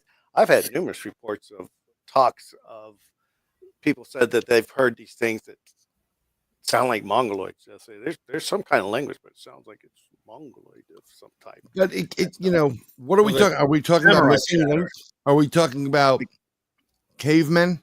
Yeah, that, and also just the looks, just being, how some. I don't know how they breed. Nobody really does. On the tree of evolution, did we miss something, or is there even a tree of evolution? Has this been put to? Somebody got my doggy style. There we go. Yeah, there it is. Thank God somebody's paying attention. Somebody's paying my attention. Because then it brings you to, is this, you can have the argument about creation versus evolution. Is this something that branched off that we missed, or did God throw all these things on the planet? You know what I mean? It depends on which direction you go with that too. Do you believe in evolution? Do you believe in creation? Did this evolve out of monkeys and they missed it? Is this a branch that nobody paid attention to? Yeah, I mean, there's so many things that it's fucking mind blowing. I wish Florida Skunk Ape I wish I got into this shit when I was younger instead of waiting until my late 40s, early 50s. What was it? Saint Christopher, that was described as a dog-headed saint. Was it? Yeah, I think he carried Jesus across the water. I'm named after the guy. You'd think I'd know. There's something I'll send it to you on when I find it again. But there, because I was looking. I always make like my buddy Al that I investigate with up in New York. His son-in-law, he does all these great things, so he became the saint of the family, which is great. Someone like because his wife likes him, so we call him whatever his name is. So I make him a fake saint card. Like I made Al a saint card, the patron saint of calling bullshit, because all he says is, this is what he says all the time. This is his voice. I'm calling bullshit. Every time we have these private conversations, like, I'm calling bullshit. So guitar out. Yeah. Well, regarding the St. Christopher thing you just brought up, I found this interesting because I never knew this. It says St. Christopher is sometimes depicted with a dog head in Byzantine iconography, particularly in the Orthodox Church. This representation is rare and not universally accepted as standard iconography. within all Christian traditions, which I never knew about that. It's speculated that the dog-headed depiction may have originated from misinterpreting the Latin term, I guess it's cananeus. I haven't spoke Latin since I fucking went to the seminary and they threw me out. Or as canonus, canine, leading to the association with dog-headed people. So I learned something new today. Thanks. No, but it's important because, you know, this is important. I'm happy that I learned that. It's pretty. But this is what we're doing as investigators. This is why I think we were all having fucking problems getting online tonight, because they don't want us to reveal the truth. You know, I used to go on show and I would give them my impressions. I know a lot of stuff. I have friends and family in agencies that have letters in them. And I've gotten quite often people, you know, like, hey, so-and-so wants your assessment of something. So I give them an assessment. And you know what it's like, Crispy. And no disrespect to Stevie, because Stevie probably gets it too, because he's been on the road. He knows how to read people, you know, the game. When you grow up in New York and you're a street kid or whatever, and you just know the body language, and you tell somebody something and they know that, like they give you that, holy shit, how the hell did he know this? And you don't have to confirm to me because I don't have a security clearance, but you just did. Yeah, just by your reaction. And he did it, and he goes, and I actually know him. He's a civilian general now, and he's like, holy shit, I just had the same conversation at work. And he's like, how do you get your information? And the thing is, one, I pay attention to what the fuck's going on around the world. Two, I've worked at the UN and World Bank. I know how all these idiots think. Three, I do have abilities, and I'm using them to my advantage, but I've been doing that since day one. And I give them assessment. I literally, just before the new year, I said, you're going to want to look at X, Y, and Z. I don't want to mention the religious organization when they had all the drones and stuff. And you're going to look there, but they're going to be closed, but tell them to look in the basement. And I said, and then watch out by the Statue of Liberty, because I just got a vibe. Someone was trying to do something nuclear. And when they had the drones in New York, in the New Jersey area, sniffing, and I know what they were doing. Is that what they were doing? Because it was never. Yeah, they were doing. There was military grade material that got taken from a train, and then literally within 48 hours of me sending that email to both these guys, I'm not saying if I helped, I helped. I don't care as long as it saved lives. A guy was arrested, and you don't have to tell me that you got something. I'll know. And if that led to putting him in the right spot, you know, like to get the information, but I don't normally volunteer this public. I wouldn't do it. I wouldn't go down to a police station and volunteer stuff, because then the typical response, well, how did you know that? Oh, now you're a suspect. Yeah. You get into a gray area there, but you do. Yeah. And I don't need any fucking more problems in my life. That's for sure. Just call Stevie up. I told him. Try to explain that you knew that out because, you know, you figured that out, or you kind of knew something because of remote viewing, and have them like, you know, well, it's like, unless they know what it is and they've used it, and some police departments have. Even New York City. If they're using it, it's okay, but you go to them with something and you're like, what the fuck? I would never go to them. Yeah. I had a dilemma, and I this was not this year, but the year before, when I brought my kids down here, I had a vision, and I'm sure. Have you guys ever been in the woods and had something happen, and you're like, I just have a feeling we're on the right path. Something just goes, pops in. Like I've had that happen on the job when I was a cop looking for, you know, especially when I was in robbery and stuff like that. When we go hunting for people, it wasn't just, you know, that's your sixth sense. Job to go hunt for somebody, and all of a sudden you get, you know, everything. It's against all odds, but over here, I think we're gonna find what we're looking for. Find something, then you go, and there's the motherfucker hiding right there. And how'd you know that? I just knew. It was just one of those things, you know. You know, the sixth sense. I know Stevie has it because of the native influence and the bloodline and the bear cut. You guys are in touch with stuff. And he definitely has it, because there's been times where I've seen something or heard something and thought something, and without me even relaying it to Stevie, he said the same thing. You know, like I'll ask him, he's like, I just heard that. So what did you hear? And he'll tell me, and he does the same thing to me. Well, What did you hear? We don't. If we hear something, we don't go, "Oh my God, did you hear that tree knock?" We say, No, did you just hear something? What did you hear?" And then he'll that's say, "Oh, yeah, I heard a tree knock. I heard this." And he's like, we're in tune with each other, which is good. When we're out there in the woods in the middle of the night in the dark, you kind of got to be like that too. You know what I mean? It's because of safety issues too. I don't want to accidentally, go around the corner and shoot Stevie or have him shoot me. fuck. It happens. Son of a bitch. Yeah, but good night, Bigfoot, Michigan, Rob, and I'll hook you up. Any of these guys here, I mean, like all these bigwigs are in, and I appreciate everybody stopping by tonight. If you want to be on a show, thank whatever, you everybody for coming by. I do appreciate it too. Yeah. It's cool. I'm so sorry what I did. That's all right, Steve. Everybody will forgive you. We had some I fun. did. I interacted with the Government chat, did too. it. I did my best to, interact with some people in the chat as well. So it's hard. Like if I had like I need like a producer that I could, start talking back to people because I can't do both.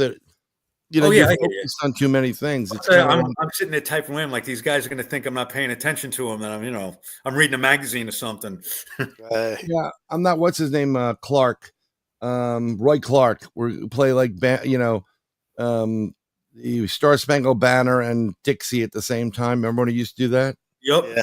That was just insane. Whatever it is.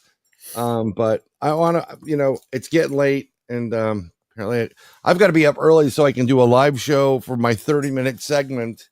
I got to be up early. I got to take my daughter down to Port Charlotte for an MRI in the morning. So, oh well, prayers, healing, recovery, blessings to everybody. You know that I'm always you're going to be on my prayer train, by the way. Chris. Thank you. And you'll also get like texts or calls me like, "Dude, are you all right? Are you all right?" Because I do it to him all the time. He's like, that motherfucker doesn't stop calling me. But it's just I'm one of these people that just I'm a bad penny. I'm a good guy. Actually, I'm a good man. I can be a really nice guy if he wants, or I can be a real fucking asshole. I think we all got a little bit of that. Yeah, take your pick.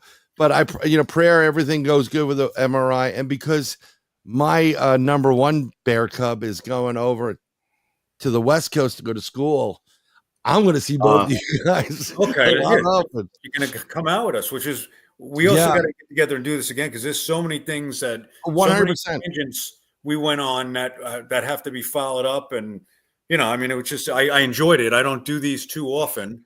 And I like the setup. So yeah, I wanted you on, and because you guys go on the hunt together.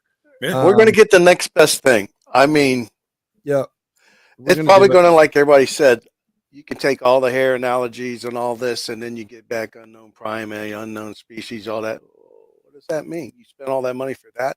It might take a body or an old person to hit one, and hopefully it goes to the right place, like a news station or the nearest college or something. That's what I always. If we come across a body, you don't. Yeah, but here's the thing: you got to call some kind of media outlet you can trust. If you do find a body, though, I think you got to take a shitload of blood, and you got to put it in ice immediately. You got to take hair samples. Well, the other I say an eyeball. My biggest problem that I see with a lot of Bigfoot researchers, and it's only because they don't know any better, and I'm not blaming them. Why a lot of these samples come back that they can't use them, or they come back, frozen. Or people put biological evidence in plastic bags because they see it on TV. Plastic is the worst thing you could put any sort of biological or serological evidence in. Don't put hair. Buy a whole bunch of those little tiny brown paper lunch bags that you brought your lunch to school with when we were kids. Put your shit in there. Those little coin envelopes. Put your stuff in there. That's what we used on the job. You don't put hair. You don't put blood. You don't put, skin, hairs, whatever. You don't put that stuff in plastic. And I think that's where a lot of the issues are coming up with the evidence coming back either contaminated or not good, or because I always felt like they did after the OJ trial because they botched that whole thing up. They came up with the ASCLD thing for all the accredited labs, crime labs, and in the country. I think that as Bigfoot investigators, we all have to come up with some sort of evidentiary protocol to follow So I can, if I go to Vermont and collect samples, it's the same as me, because that's the way it is now. I can go and do my evidence collection job in California, and the packaging and processing of it is going to be the same as if I'm doing it in California. If I'm doing Florida, I'm doing it in New York. That was the whole idea to AskClad, to get it all together, make it uniform, because everybody had their own way of doing things. And that's the way the Bigfoot community is. I think if we got some uniformity in the collection of the evidence and came up with protocols that all of us followed, then I think we would have a better shot at proving this damn thing. Because if everybody's doing something different, you're going to come up with different results. And even if you come up with the same results, you just think about it. I consider every Bigfoot investigation like I'm going to a crime scene. You want to document everything. Is anything that I pick up, that I take from one of these Bigfoot investigations, if I go to court and I have to testify about it, is it going to hold up in court? And if you have 3 different investigators in Florida, just say 3 different groups in Florida, all collecting evidence, but they're collecting it in a different manner because they don't know anybody, because nobody went to any training, you're never going to prove anything, even if you're all working in the same thing. So that's my thing. That we got to come together better with the collection of evidence and the sharing of information too. And the problem is, though, you share information with people and they poach. But that's why we get on here, so we can spread the word and do what we got to do. And Yeah, that's a big problem. I mean, I don't talk ill of anybody. I always try to confront people. Like, if there's an issue, like, I'll talk to you, and depending on what your response is how I'll respond back. But there are people I don't like, and I don't like because I don't like how they operate, and I don't like how they treat people, and everybody's looking for the big, that $1 million smile, the money shot. Mm-hmm. And I'm not. I'm actually just want answers. I mean, like, literally, The truth. I literally want to be able to sit down, crisscross applesauce with the Bigfoot and go, where the hell do you come from? And have them go, what is the sound of one hand clapping? Exactly. Like that. But that's with me and Stevie. You don't see us all over the place on the internet. We're not making movies. We're not doing anything like that. Not to knock people who do that, but we're just all about not you. No, I have one movie. But no, you know what I mean. I mean, Right. There's some people who do it more as a I guess you could say I can't.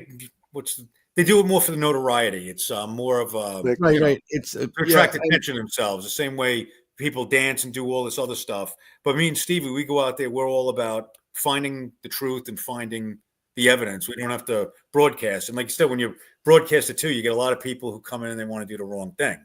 I mean, we've had people come screw us over a little bit here and there. We won't name any names because we don't like to do that. But there's people who they do hoaxes, and then it looks bad for us because then they start dropping our names. Oh yeah, I'm affiliated with Chris and Stevie over there at CreatureMan, and that only because they went out with us once, and then they turn out they're the type of people where every noise they hear, that's a squatch, this is a squatch, that's a squatch, So we don't put out the bench trees and the paranoia or the could be a print, maybe it's not a print. I have a T-shirt that I made. It's all red circles, and it says "Nest of Bigfoot," and it's just like circles on a black shirt, and that's it. That's it. That's yeah. I mean, It's like nobody's an expert in this field, which is something that other people have to understand too. I learn things. I make mistakes. I mean, we've been doing this for years. I did it on the job. 21 years as a cop, 7 of those years as a crime scene investigator, an evidence collection technician. I still make mistakes out there in the field. I'm still learning just like everybody else. And anybody who goes out there and thinks there isn't shit to learn is a moron. Right. You know what I mean? I mean, it's crazy how people act, because there is a ton to learn. And I've always found that when I've gone out, I don't know about you guys, I had a set of questions, and then like I answer a bunch of them, and I'm like, wow, okay, now I have 15 more questions. And you never get enough ansers. Sometimes one answer leads to 20 more questions, and you didn't even get through your list of questions that you had for that day, and then you got more and more. I mean, the problem is, like I said, and a couple of people agreed with me here in the chat. There we go. Yeah, I see that every day. The lack. There's some people are in it for the wrong reasons, so there ends up being secrecy. But there's a lack of protocol and a lack of uniformity in the investigating field, and that's something that I've I've wanted to change. Stevie and I have talked about it. I gave a talk about it at one of the conferences we were at and everything else. But it's like, nobody. The problem is you get a lot of people out there. People have been doing it longer than me. They don't want to hear what I have to say because they think they know better because they've been doing it longer. When the fact is, I even as a police officer for 21 years, there were things I learned from rookies. Rookies told me things. You have to be open. You have to listen to people because we're all, at the end of the day, we're all on the same team. We're not in competition to get that best picture, to get that best footprint, to get that DNA hit. We're all out there to prove the same thing. Well, most of us, not most of us, I'd say some of us are. Some of us are in it for right reasons. Some of it, I saw somebody in the chat said 90% of the people out there for notoriety. Sure, it's cool to go out there and say, hey, I hunt Bigfoot, but at the same time, you got to have something to show for. Like you said, you went out with us. You like the way we work. Me and Stevie know what we're doing. We don't broadcast what we're doing. I mean, you find out what we're doing when you come out with us. We don't mind teaching you, but No, and what I can just tell you next time that when all the shit's taking place back in the camp, I'm saying we're not going out. We got to be here because that's where all the shit was happening. Well, we have to do that. We have to start doing more base camp stuff. I'm into that, going out there playing commando, running around in the woods, being in the dark. I like that shit. No. I think it's great, but I think also I think that these creatures know that people use these camps. That's where they stay.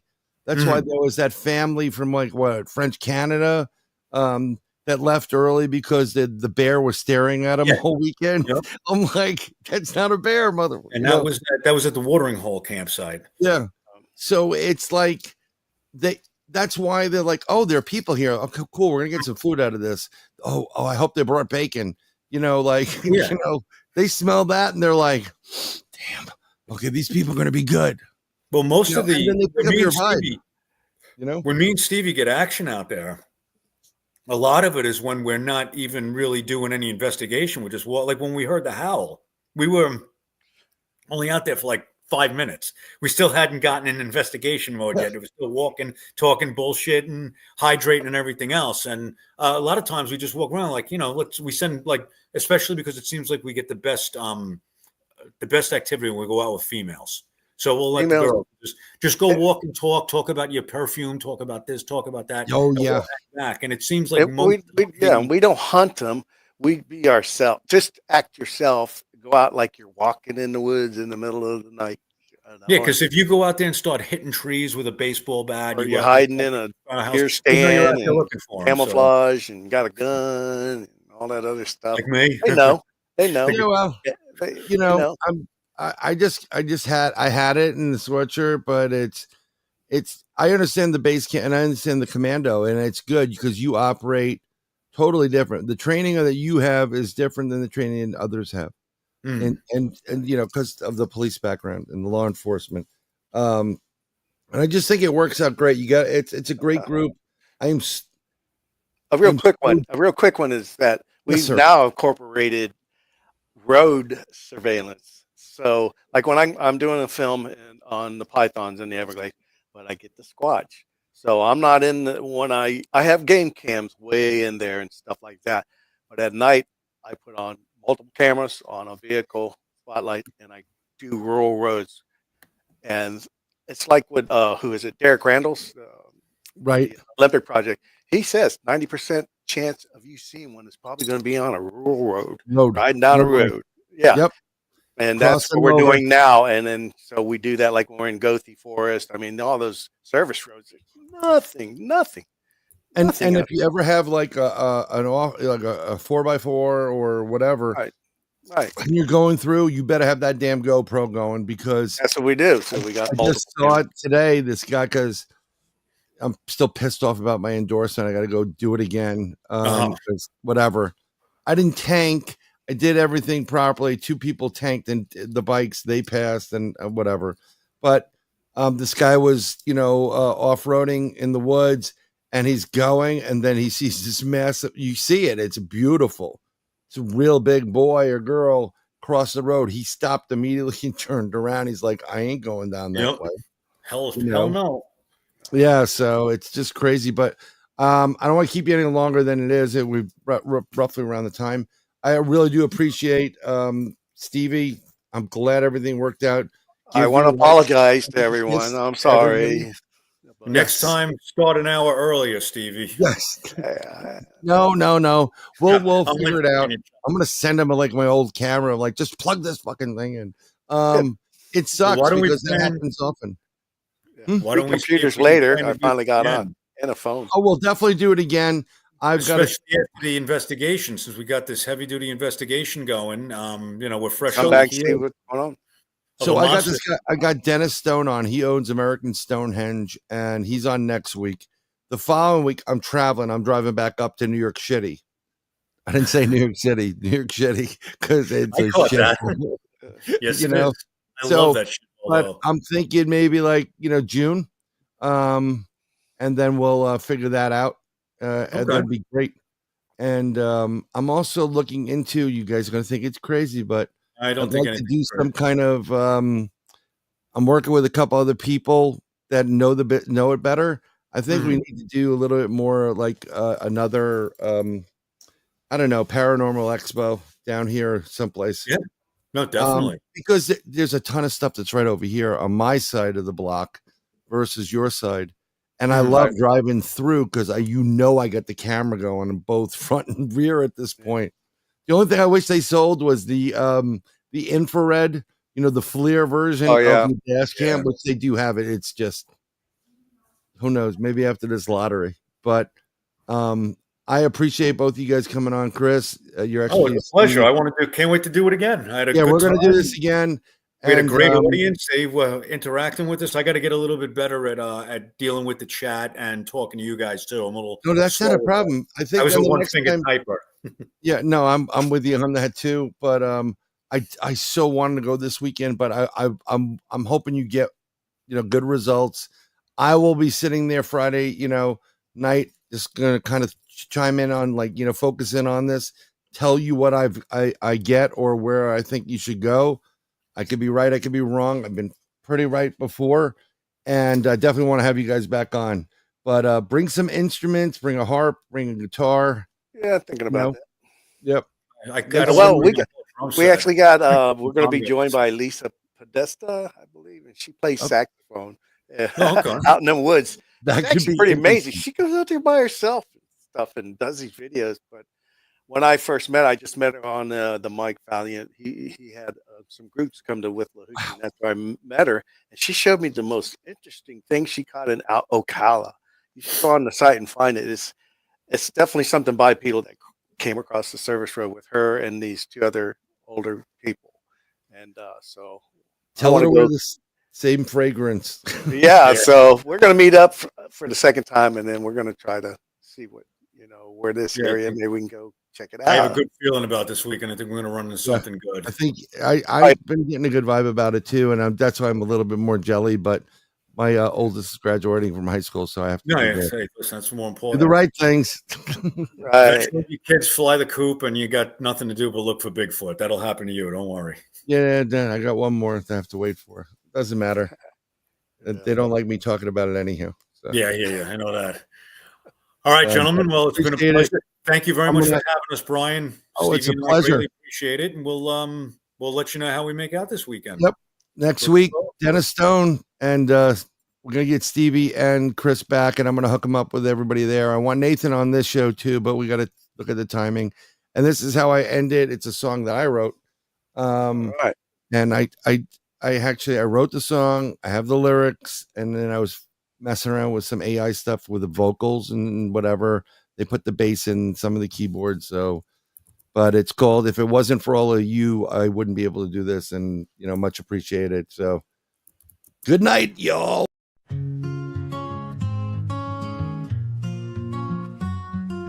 You, it's always been you. God showed me you. I have been searching decades for you. I found you, I lost you. My heart is broken without you. My soul aches for you. I need you, I want you. My days are filled with you. I've seen the future with you. My home is with you. I have felt the future with you. My nights are filled with you. Love is you. True love is you, my happiness is you. Every past life is with you. My dreams are filled with you. Life is meaningless without you. My future is with you. I will fight for you, I will defend you. I will give up my life for you. Whatever it takes for you, nothing else matters but you. I love you, I love you. I love you, God showed me you. I have been searching decades for you. I found you, I lost you. My heart is broken without you. My soul aches for you. I need you, I want you. My days are filled with you. I have seen the future with you. My home is with you. I have felt the future with you. My nights are filled with you. Love is you, true love is you. Love is you, true love is you. My happiness is you. Every past life is with you. My dreams are filled with you. Life is meaningless without you. My future is with you. I will fight for you, I will defend you. I would give up my life for you. Whatever it takes for you, nothing else matters but you. I love you, I love you. Life is meaningless without you. My future is with you.